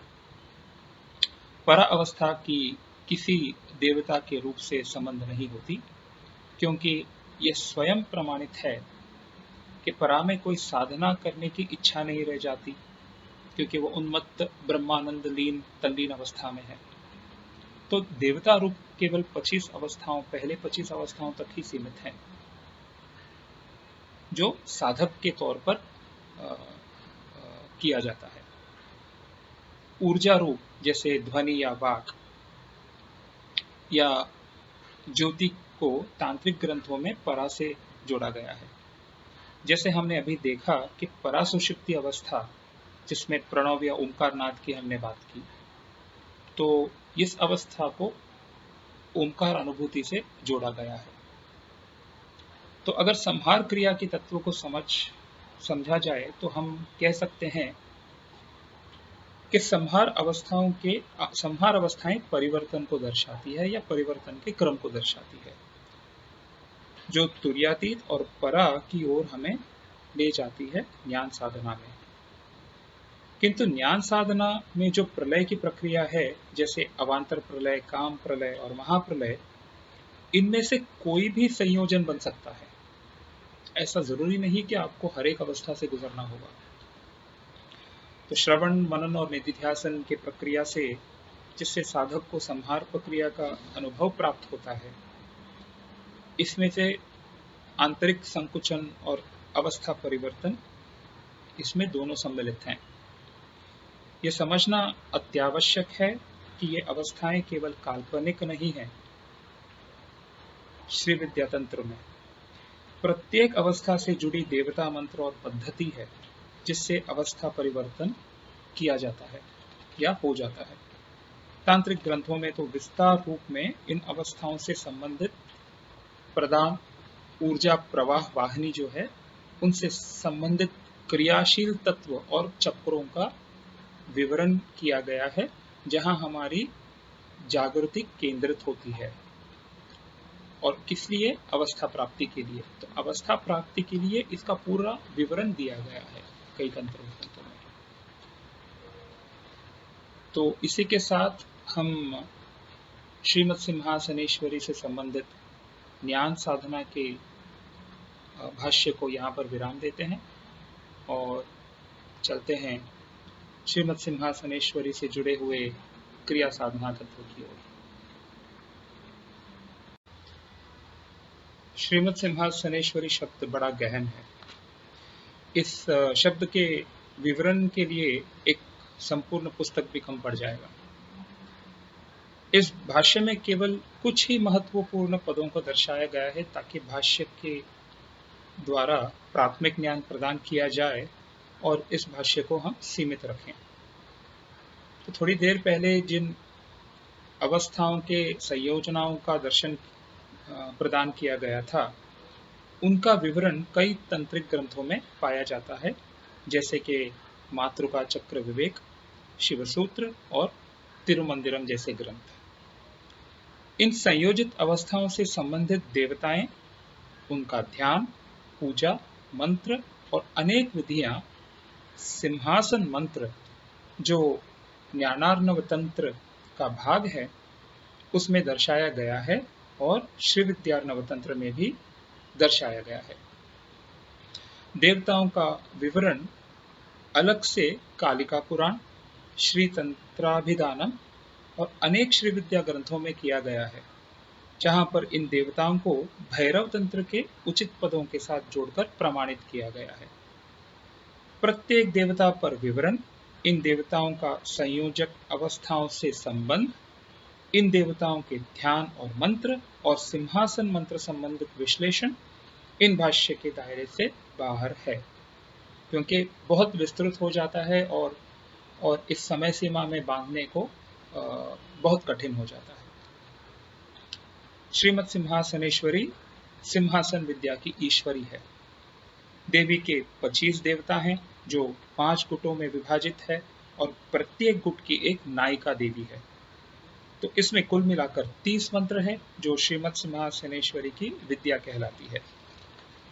क्रिया साधना में हम सिंहासन अर्चना पर लक्ष्य केंद्रित करेंगे, जिसमें 5 सिंहासन के 25 सिंहासन मंत्र हैं, जिनमें ईश्वरी, नायिका, मंत्र पहलू, ये सब शामिल हैं इन 5 सिंहासनों के लिए। जैसे ज्ञान साधना में बतलाया गया था कि परा से संबंधित संयोजित अवस्थाओं का रूप नहीं है, इसीलिए यहाँ अर्चना मंत्र केवल 5 सिंहासनों तक ही सीमित है। यहाँ पर हम श्रीमद सिंहासनेश्वरी के मंत्र अर्चना में बाला देवी से सुंदरी देवी तक के अर्चना क्रम को देखेंगे। तो आइए चलते हैं पहले सिंहासन मंत्र की ओर, जो पूर्व दिशा केंद्रित है, जिसे कहते हैं पूर्व सिंहासन। संपत्प्रदा भैरवी च ततश्चैतन्य भैरवी, चैतन्य भैरवी चान्या द्वितीया सर्वसिद्धिदा, कामेश्वरी भैरवी च बालाद्या पंचदेवताः, पूर्वसिंहासनस्थाश्च स्मर्तव्या सर्वसिद्धये। पूर्व सिंहासन की देवताएं हैं बाला, संपत्प्रदा भैरवी, चैतन्य भैरवी, द्वितीय चैतन्य भैरवी और कामेश्वरी भैरवी। दूसरा सिंहासन दक्षिण मुख सिंहासन, जिसे हम दक्षिण सिंहासन कहते हैं। अघोर भैरवी चैव महाभैरव्यतः परम, ललिता भैरवी चैव कामेशी भैरवी तथा रक्तनेत्रा भैरवी च दक्ष सिंहासने स्थिताः। तो यहाँ की देवताएं हैं अघोर भैरवी, महाभैरवी, ललिता भैरवी, कामेशी भैरवी और रक्तनेत्रा भैरवी। तीसरा सिंहासन पश्चिम सिंहासन। षट्कूटा भैरवी चैव ततो वै नित्य भैरवी मृत संजीवनी चैव मृत्युंजय परा ततः वज्रप्रस्तारिणी चैव प्रत्यक् सिंहासने स्थिताः। यहाँ के 5 देवियां हैं षट्कूट भैरवी, नित्य भैरवी, मृत संजीवनी भैरवी, मृत्युंजय परा भैरवी और वज्र प्रस्तारिणी देवी। चौथा सिंहासन जो उत्तर सिंहासन है, भुवनेशी भैरवी च कमलेशी च भैरवी कौलेशी भैरवी चैव ततो डामर भैरवी कामिनी भैरवी चैव सौम्य सिंहासने स्थिताः। यहाँ के 5 देवियां हैं, उत्तर सिंहासन के 5 देवियां हैं भुवनेशी भैरवी, कमलेशी भैरवी, कौलेशी भैरवी, डामर भैरवी और कामिनी भैरवी। 5वां सिंहासन जो ऊर्ध्व सिंहासन है, प्रथमा सुंदरी चैव द्वितीया सुंदरी तथा तृतीया सुंदरी चैव चतुर्थी सुंदरी तथा पंचमी सुंदरी चैव ऊर्ध्व सिंहासन स्थिताः। तो इस सिंहासन के 5 देवियां हैं, प्रथम सुंदरी, द्वितीय सुंदरी, तृतीय सुंदरी, चतुर्थी सुंदरी और पंचमी सुंदरी। ये 5 सिंहासन के नायिकाएं हैं। पूर्वामनाय सिंहासन की नायिका देवी उन्मनी है, भोगिनी देवी दक्षिणामनाय सिंहासन की नायिका है, कुब्जिका देवी पश्चिमामनाय सिंहासन की नायिका है, कालिका देवी उत्तरामनाय सिंहासन की और देवी पराप्रसादांबा ऊर्ध्वामनाय सिंहासन की नायिका है। तो श्रीमद सिंहासनेश्वरी देवी पर ध्यान किस प्रकार करें? कुछ इस प्रकार। आप परिकल्पना कीजिए कि देवी के 5 शिरस हैं, 4 प्रत्येक दिशाओं के लिए और एक ऊर्ध्वमुख है। तो ये 5 शिरस 5 नायिका से संबंध रखती हैं, जो है उन्मनी, भोगिनी, कुब्जिका, कालिका और पराप्रसादांबा। देवी के कई हाथ हैं और इन सिंहासन नायिकाओं के आयुध भूषण जो भी है उसे दर्शाती है। देवी एक सिंह पर विराजमान है, सिंह के 4 पैर हैं और जो आसन है जिस पर बैठी है, तो ये चारों पैर और आसन इन द्वारा इन 25 देवताओं का दर्शन या इन 25 देवताओं से सुशोभित है देवी का ये आसन। प्रत्येक दिशा के लिए एक और एक ऊर्ध्व जहां पर वो विराजमान है। तो श्रीमद सिंहासनेश्वरी से संबंधित जो अर्चना मंत्र है, श्रीमद सिंहासनेश्वरी के सिंहासन मंत्र अर्चना क्रम में भी उपयोग किया जाता है और श्री चक्र पूजा में भी इसका उपयोग किया जाता है। आपने ध्यान दिया होगा कि इनमें से किसी भी देवता का नाम दोबारा लिया नहीं जाता, रिपीट नहीं हुआ है, क्योंकि ये 25 देवताएं जो 25 अवस्थाएं हमने ज्ञान खंड में दर्शाया था, तो उनसे संबंध रखते हैं। प्रत्येक अवस्था की एक अधिदेवी है जो यहाँ पर हमने वर्णन किया, जैसे जागृत जागृत जागृत स्वप्न, इस प्रकार से। और प्रत्येक गुट जो जागृत, सुषुप्ति, तुरीय जो गुट हैं, प्रत्येक गुट प्रत्येक सिंहासन से संबंध रखता है और प्रत्येक गुट की एक नायिका है, जो 5 नायिका हमने यहाँ पर वर्णन करी थी। तो परा अवस्था संयोजन को अगर आप छोड़ देंगे तो 25 अवस्थाएं और 25 देवता मंत्र विद्या हैं और इन 5 मूल गुट के 5 नायिकाएं हैं जिनका भी देवता मंत्र और विद्या है। प्रत्येक विद्या का ध्यान, प्रयोग और पूजा पद्धति है और इन देवताओं को अलग अलग ग्रंथों में अलग अलग नामों से वर्णन किया गया है। जैसे संपत प्रदा भैरवी जहाँ जो हमने देखा, कहीं और उन्हें त्रिपुर भैरवी कहा जाता है। अघोर भैरवी जिनका नाम हमने लिया उन्हें रुद्र भैरवी कहा जाता है कई अन्य ग्रंथों में। चूंकि इस भाष्य की सीमा को ध्यान में रखते हुए हम यहाँ पर समय सीमा को नजर रखते हुए हम केवल उन मंत्रों का यहाँ पर ध्यान केंद्रित करें, उन मंत्रों पर हम ध्यान केंद्रित करेंगे जिनसे श्रीमत् सिंहासनेश्वरी की अर्चना की जाती है। तो पूर्व सिंहासन विद्या जो बाला से संबंधित है, उनका मंत्र कुछ इस प्रकार है। सूर्यस्वरम समुच्चार्य बिंदुनाद कलात्मकम स्वरांतम पृथ्वीस्थम तु तुर्यस्वर समन्वितम बिंदुनाद कलाक्रांतम सर्गवान भृगुरव्ययः शक्रस्वर समोपेतो विद्येयं त्र्यक्षरी मता। तो इन पंक्तियों से जो मंत्र निकलता है वो है ऐं क्लीं सौः, जो पाला मंत्र है। दूसरा पूर्व सिंहासन विद्या जो संपत् प्रदा भैरवी से संबंधित है। शिवचंद्रो वह्निसंस्थौ वाग्भवं तदनन्तरं कामराजं तथा देवी शिवचंद्रन्वितं ततः पृथ्वी बीजान्तवह्न्याढ्यं तार्तीयं शृणु सुन्दरी शक्तिबीजे महेशानि शिववह्नि नियोजयेत् कुमार्यास्त्रिपुरेशानि हित्वा सर्गं तु बैन्दवम्। इसमें से जो मंत्र प्राप्त होता है वो है हसरैं हस्कलरीं हसरौः। फिर एक बार हसरैं हस्कलरीं हसरौः। तीसरा पूर्व सिंहासन विद्या जो चैतन्य भैरवी से संबंधित है।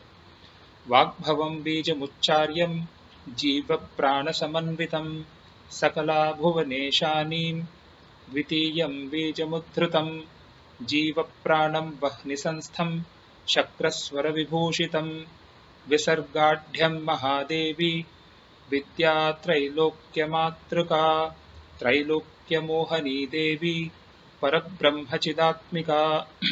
यहाँ से जो मंत्र उत्पन्न होता है वो है सैं सकल ह्रीं सह्रौ। और एक बार सैं सकल ह्रीं सह्रौ। पूर्व सिंहासन विद्या जो है द्वितीय चैतन्य भैरवी। एतस्या एव विद्याया बीजद्वय मुदाहृतं तदन्ते परमेशानि नित्यक्लिन्ने मदद्रवे। तो ये पंक्ति ये दर्शाती है कि सह्रौ से पहले नित्य क्लिन्ने मदद्रवे अगर जोड़ देंगे चैतन्य भैरवी मंत्र में तो यह मंत्र प्राप्त होती है, जो है द्वितीय चैतन्य भैरवी। चैतन्य भैरवी मंत्र क्या था? सह्रैं सकल ह्रीं सह्रौ। तो सह्रौ के पहले नित्य क्लिन्ने मदद्रवे जोड़ने से यह मंत्र बनता है सह्रैं सकल ह्रीं नित्य क्लिन्ने मदद्रवे सह्रौ। फिर एक बार सह्रैं सकल ह्रीं नित्य क्लिन्ने मदद्रवे सह्रौ। पूर्व सिंहासन विद्या कामेश्वरी भैरवी, ये पांचवा है। शिवचंद्रो मदानान्तं पान्तं वह्नि समन्वितं शक्तिभिन्नं बिन्दुनाद कलाढ्यं वाग्भवं प्रिये संपत्प्रदाया भैरव्या कामराजं तथैव हि सदाशिवस्य बीजं तु महासिंहासनस्य च। यहाँ जो मंत्र उत्पन्न होता है वो है हसह्फ्रें हसकलरीं हसौम। और एक बार हसह्फ्रें हसकलरीं हसौम। दक्षिण सिंहासन विद्या पहली देवता अघोर भैरवी। अघोरे वाग्भवं पश्चात् घोरे तु भुवनेश्वरी सर्वतः सर्व सर्वेभ्यो घोर घोरतरे रमाम् नमस्ते रुद्र रूपेभ्यो देव्या बीजयुगं लिखेत् त्रिंशद्भिश्च त्रिभिर्वर्णे विद्येयं कथिता प्रिये। यहाँ का मंत्र है अघोरे ऐं घोरे ह्रीं सर्वतः सर्व सर्वेभ्यो घोर घोरतरे श्रीं नमस्तेस्तु रुद्र रूपेभ्यः क्लीं सौः। और एक बार अघोरे ऐं घोरे ह्रीं सर्वतः सर्व सर्वेभ्यो घोर घोर तरे श्री नमस्ते स्तु रुद्र रूपेभ्य क्लीं सौ। दक्षिण सिंहासन विद्या की दूसरी देवता महाभैरवी। शिवचंद्रो वह्नि संस्थौ वाग्भवेन समन्वितौ।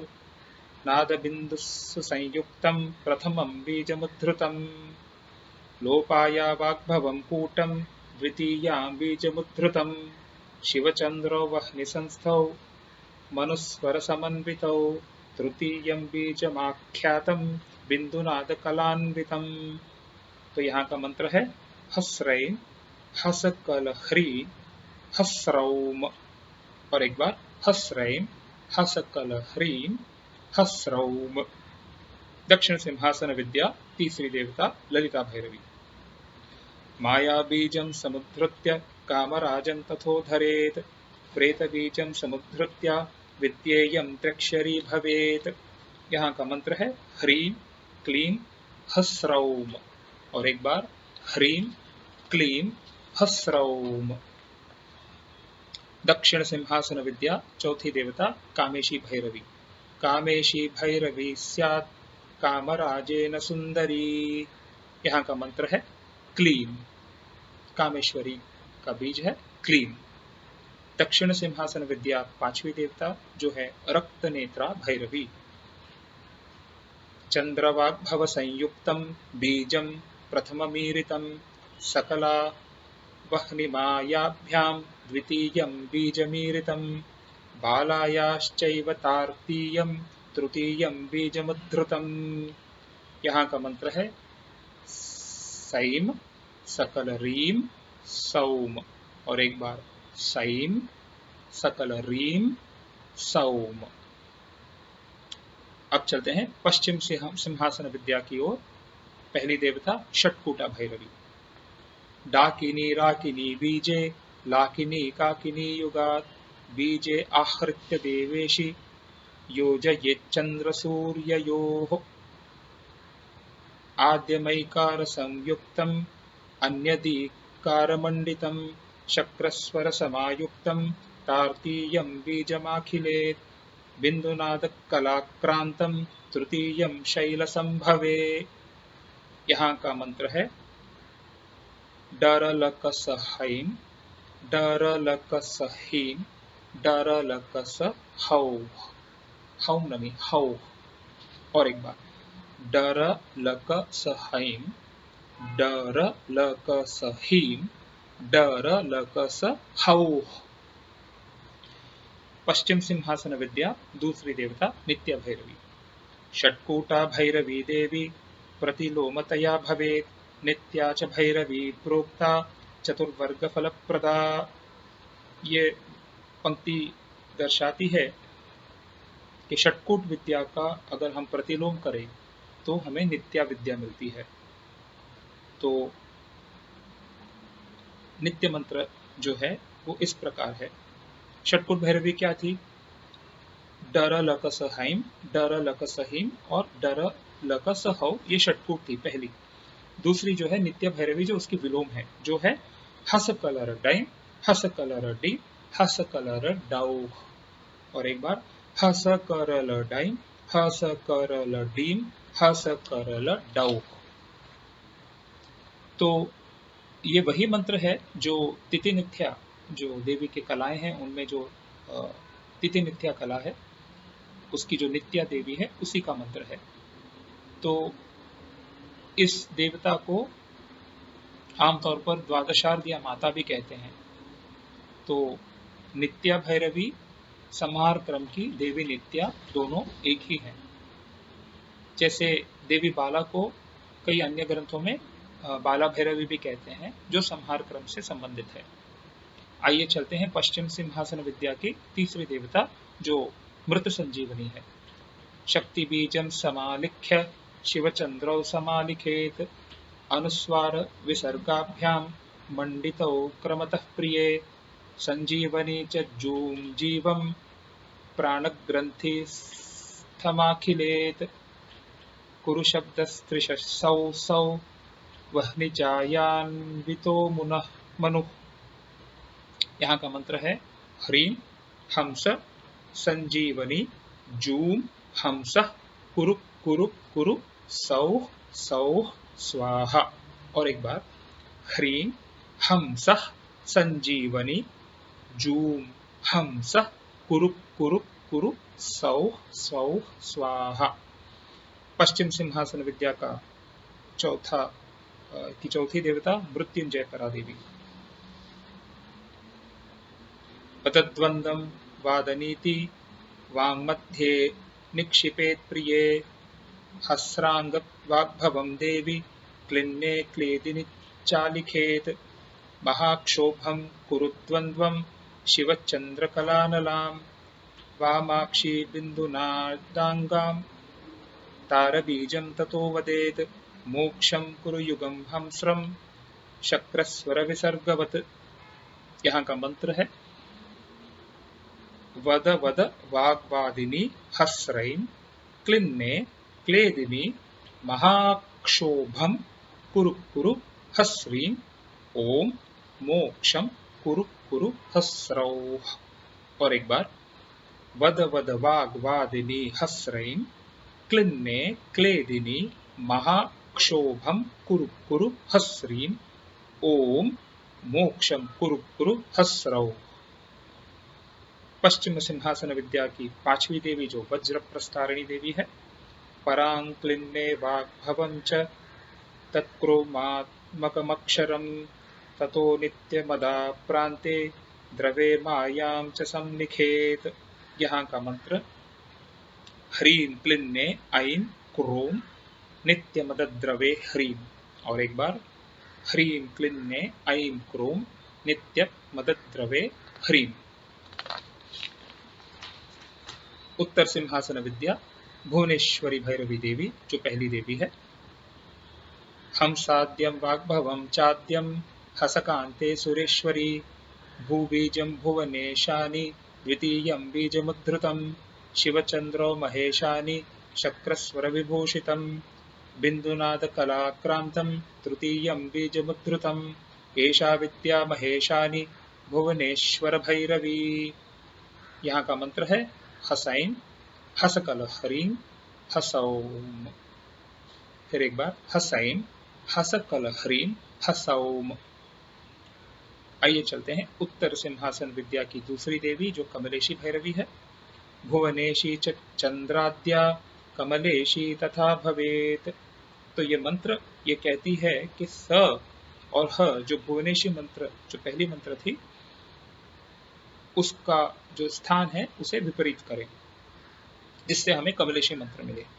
तो पहला मंत्र क्या था भुवनेश्वरी भैरवी की हसैं हसकल ह्रीं हसौं। ये भुवनेश्वरी देवी की थी, भुवनेश्वरी भैरवी देवी की थी।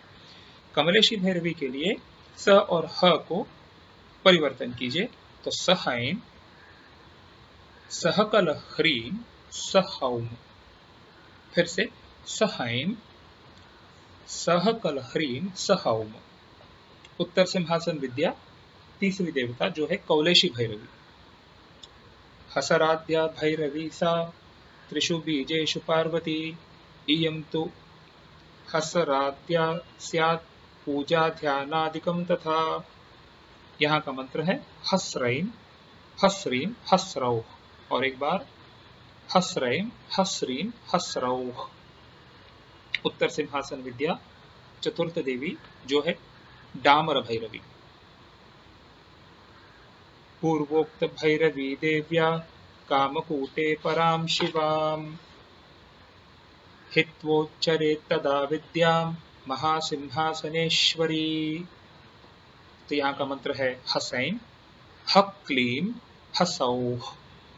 और एक बार हसैं हक्लीं हसौः। उत्तर सिंहासन विद्या की पांचवी देवता जो है कामिनी भैरवी। संपत्प्रदाया भैरव्या वह्निं त्यक्त्वा समुद्धरेत् कामिनी भैरवी चेयं भयविध्वंसनीति वा। तो यहाँ पर दर्शाया गया है कि संपत्प्रदा भैरवी के मंत्र को थोड़ा अदला फेरबदल कर दें तो यह मंत्र प्राप्त होता है हसैं हसक्लीं हसौं। और एक बार हसैं हसक्लीं हसौ। हसैन हसक्लीन हसौम। ऊर्ध्व सिंहासन विद्या जो पांचवा सिंहासन है, पहली देवता प्रथम सुंदरी। वाग्भवं शिव संयुक्तम वाग्भवे मध्यमं शृणु। हकालान्ते महेशानि शिव बीजं तु संलिखेत। रेफम रेफमा रेफवामाक्षि बिंदु बिंदु घटितं तु तृतीयकम। हसानुग्रह सर्गाढ्यम विद्यैका सुंदरी प्रिये। यहाँ का मंत्र है हैम हकल ह्रीम हस्रौह। और एक बार हैम हकल ह्रीम हसौह। ऊर्ध्व सिंहासन विद्या द्वितीय सुंदरी। असाध्यैर्जपेन्मन्त्री रवितुल्यमनुस्वरैः। अंत्यम ससर्गमाद्यैः बिंदुनादकलात्मिके। यहाँ का मंत्र है अहसैन अहसीम अहसौ। और एक बार अहसैन अहसीम अहसौ। ऊर्ध्व सिंहासन विद्या तीसरी देवता तृतीय सुंदरी। केवलं वाग्भवं देवी वाग्भवे मध्यमं शृणु। हस एह सहस्रांश्च वाग्भवेन च योजयेत्। हत्रयं कलहृल्लेखां शक्तिकूटं शृणु प्रिये। चतुष्कं शिव बीजानां रेफोनुग्रह सर्वगान्।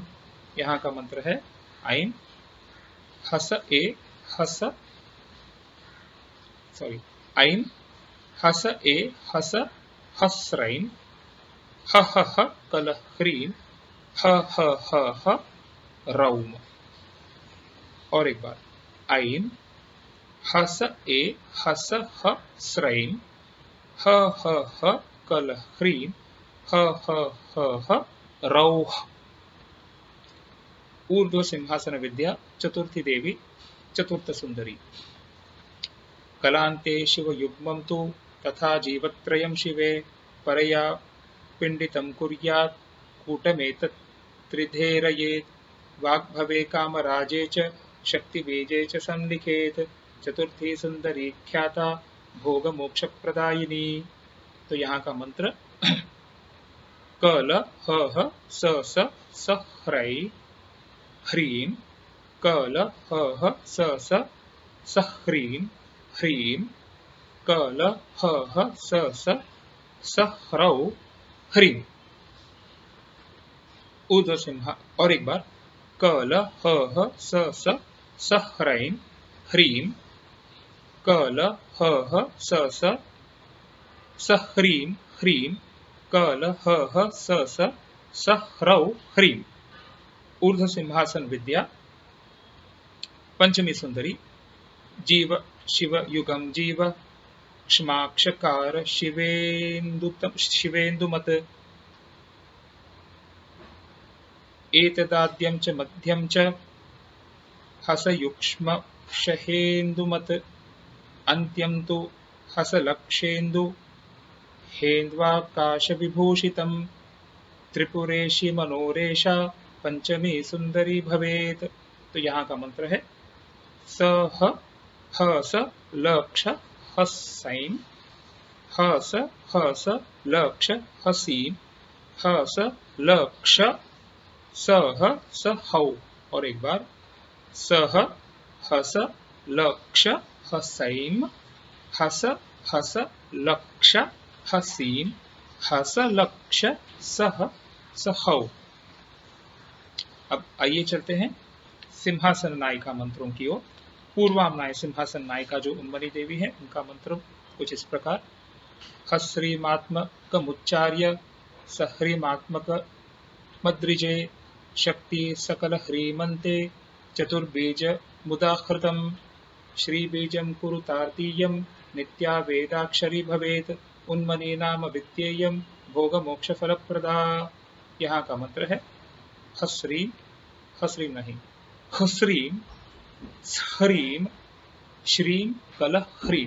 अर्धमात्रा है पहले दोनों में।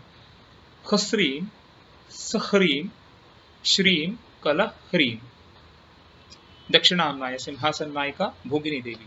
वाग्भवं बीजमुच्चार्य क्लिन्ने कामस्य बीजकं मदत्रवे कुले हस्रौ विद्येयं भोगिनी प्रिये। ऐं क्लिन्ने क्लीं मदद्रवे कुले हसौ। ऐं क्लिन्ने क्लीं मदद्रवे कुले हसौ। तीसरा पश्चिम मामनाय सिंहासन नायिका जो कुब्जिका देवी है। वाग्भवं च परा श्रीश्च हसः प्रेमीति प्रिये। हस्रो भस्तास्ततो देवी पंचैते प्रणवा स्मृता। भगवत्यम्ब आलिख्य पृथक् पदमथेश्वरी। चतुर्थ प्रणवं चैव हसकफ्रोमिति प्रिये। कुब्जिके चैव हस्रां च हस्रीं हस्रौ ततः परम्। अघोरे चैव घोरे च त्वघोरमुखी चालिखेत्। हस्रां हस्रीं किनिद्वन्द्व विच्छेद्वान्त्रिंशदक्षरी। पूर्वोक्तै प्रणवैर्देवी संपुटीकृत्य संस्मरेत्। यहाँ का देवता मंत्र है ऐं ह्रीं श्रीं हसः ह्रीं हसौ। ऐं ह्रीं श्रीं हसः ह्रीं हसौ। ओम नमो भगवती हसः ह्रीं कुब्जिका। हस्रां हस्रूं अघोरे घोरे अघोरमुखी छ्रां छ्रीं किणिकिणि विच्चे हसौ हसः ह्रीं श्रीं ह्रीं ऐं। क्षमा कीजिए, ये बड़ा लंबा मंत्र है तो फिर एक बार दोहराता हूं। यहाँ का देवता मंत्र कुछ इस प्रकार है। ऐं ह्रीं श्रीं हसः ह्रीं हसौ। ओम नमो भगवती हसः ह्रीं कुब्जिका। हस्रां हस्रूं अघोरे घोरे अघोरमुखी छ्रां छ्रीं किणिकिणि विच्चे हसौ हसः ह्रीं श्रीं ह्रीं ऐं। ये पूर्ण मंत्र है। और एक बार ऐं ह्रीं श्रीं हसः ह्रीं हसौ। ओम नमो भगवती हसः ह्रीं कुब्जिका। हस्रां हस्रूं अघोरे घोरे अघोरमुखी छ्रां छ्रीं किणिकिणि विच्चे हसौ हसः ह्रीं श्रीं ह्रीं ऐं। चौथा उत्तर सिंहासन नायिका देवी कालिका देवी। खफ्रेमात्मकमुच्चार्य महाचंडपदं लिखेत। योगेश्वरी पदं पश्चात् विद्येयं कालिका प्रिये। देवता मंत्र खफ्रेम महाचंड योगेश्वरी। खफ्रेम महाचंड योगेश्वरी। पांचवा और आखिरी ऊर्ध्व सिंहासन नायिका देवी परा प्रसादांगा। अथोर्ध्वाम्नाय क्रमः तत्र परा प्रसादस्हौ मंत्र। अथोर्ध्वाम्नाय क्रमः तत्र परा प्रसादस्हौ मंत्र। तो यहाँ का देवता मंत्र केवल स्हौ है। स्हौ स अर्धमात्रा हौ स्हौ। तो इस प्रकार हमको इस क्रम की क्रिया साधना के उपलक्ष्य में श्रीमद् सिंहासनेश्वरी के सभी मंत्र देखने को मिले हैं। तो हम यहाँ पर अभी चेक करेंगे, विश्लेषण करेंगे कि इसे क्रम में कैसे इस्तेमाल किया जाता है।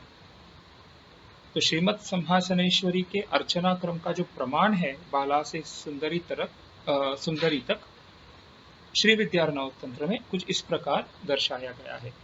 बाला संपत्प्रदा च चैतन्या तदनंतरम द्वितीया चैतन्य रूपा कामेशी तदनंतरम उन्मनी च यजे देता पूर्वस्यां च दिशि क्रमात् सिंहासनं च ब्रह्माख्यं यजे च तदनंतरम अघोर भैरवी चैव भैरवी च महादिका ललिता भैरवी चैव कामेशी भैरवी तथा रक्तनेत्रा भोगिनी च विष्णु सिंहासनं ततः दक्षिणे संस्थिताश्चैव यजेत् सौभाग्यहेतवे षट्कूट भैरवी नित्या भैरवी तदनन्तरं मृतसञ्जीवनी चैव मृत्युञ्जयपरा तथा वज्रप्रस्तारिणी चैव कुब्जिका रौद्रमेव च सिंहासनं यजेत् देवी पश्चिमायां दिशि क्रमात् सिंहासने तूतरेतु प्रयजेत् भुवनेश्वरीं कमलेशी भैरवीं च सिद्धकौलेश भैरवीं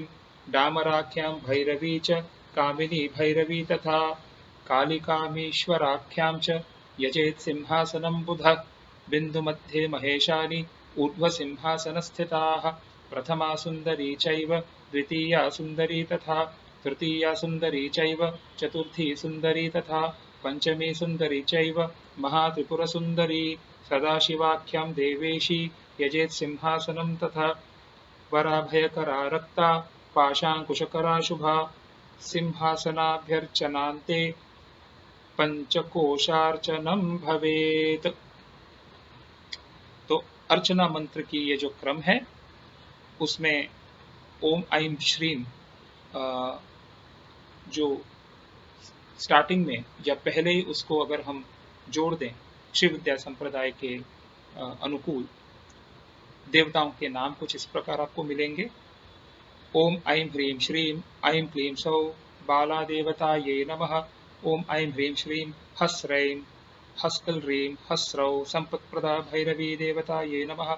ओम ऐं ह्रीं श्रीं स्हैं सकल ह्रीं सह्रौ चैतन्य भैरवी देवतायै नमः।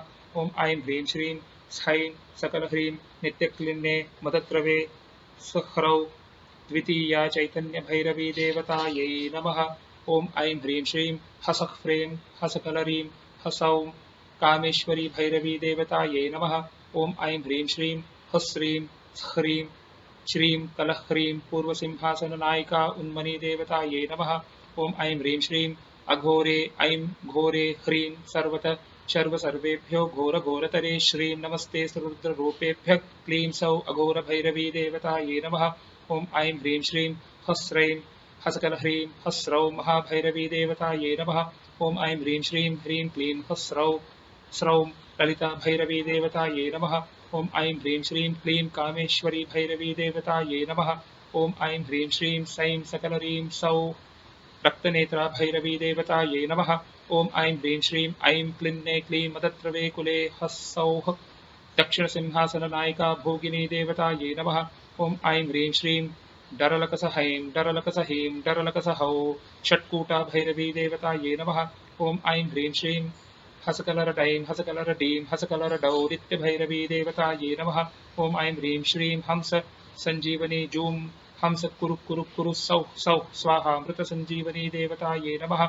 ओम ऐं ह्रीं श्रीं वद वद वाग्वादिनी हस्रैं क्लिन्ने क्लेदिनी महाक्षोभं कुरु कुरु हस्रीं ओम मोक्ष कुरु कुरु हस्रौ मृत्युञ्जयपरा देवतायै नमः। ओम ऐं ह्रीं श्रीं क्लिन्ने ऐं क्रों नित्यमदद्रवे ह्रीं वज्रप्रस्तारिणी देवतायै नमः। ओम ऐं ह्रीं श्रीं श्रीं हसः ह्रीं हसौ ओम नमो भगवती हसः ह्रीं कुब्जिका हस्रां हस्रूं अघोरे घोरे अघोरमुखी श्रां श्रीं किणिकिणिविच्चे हस्रौ हसौ हसः ह्रीं श्रीं ह्रीं ऐं पश्चिम सिंहासन नायिका कुब्जिका देवतायै नमः। ओम ऐं ह्रीं श्रीं हसैं हसकल ह्रीं हसौ भुवनेश्वरी भैरवी देवतायै नमः। ओम ऐं ह्रीं श्रीं सहैं सकल ह्रीं सहौ कमलेशी भैरवी देवतायै नमः। ओम ऐं ह्रीं श्रीं हस्रैं हस्रीं हस्रौः कौलेशी भैरवी देवतायै नमः। ओम ऐं ह्रीं श्रीं हसैं हक्लीं हसौः डामर भैरवी देवतायै नमः। ओम ऐं ह्रीं श्रीं हसैं हसक्लीं हसौं कामिनी भैरवी देवतायै नमः। ओम ऐं ह्रीं श्रीं खफ्रीं महाचण्ड योगेश्वरी उत्तर सिंहासन नायिका कालिका देवतायै नमः। ओम ऐं ह्रीं श्रीं हैं हकल ह्रीं हसौः प्रथम सुंदरी देवतायै नमः। ओम ऐं ह्रीं श्रीं अहसैं अहसीं अहसौ द्वितीय सुंदरी देवतायै नमः। ओम ऐं ह्रीं श्रीं ऐं हस ए हस हस्रैं हह कल ह्रीं हह रौः तृतीय सुंदरी देवतायै नमः। ओम ऐं ह्रीं श्रीं कलहः सह्रैं ह्रीं कलहः स ह्रीं ह्रीं कलहः स ह्रौं ह्रीं चतुर्थ सुंदरी देवतायै नमः। ओम ऐं ह्रीं श्रीं सह हस लक्ष हसैं हस हस लक्ष हसीं हसलक्ष सह सहौ पंचमी सुंदरी देवतायै नमः। ओम ऐं ह्रीं श्रीं सौ ऊर्वसिंहासन नायिका पराप्रसादाम्बा देवतायै नमः। ओम ऐं ह्रीं श्रीं पंचविंशति सिंहासन देवता पंचनायिका सहित श्रीमत्सिंहासनेश्वर्यै नमः। तो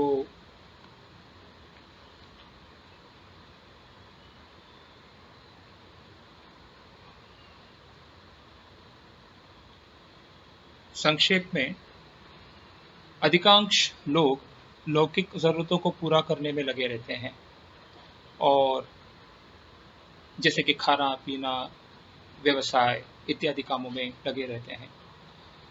और संहार क्रम एक आंतरिक क्रिया है और एक आंतरिक यात्रा है जो गुरु या देवी हमारे अंदर उजागर करती है, जिससे साधक को सच्चे अध्यात्म की अनुभूति होती है।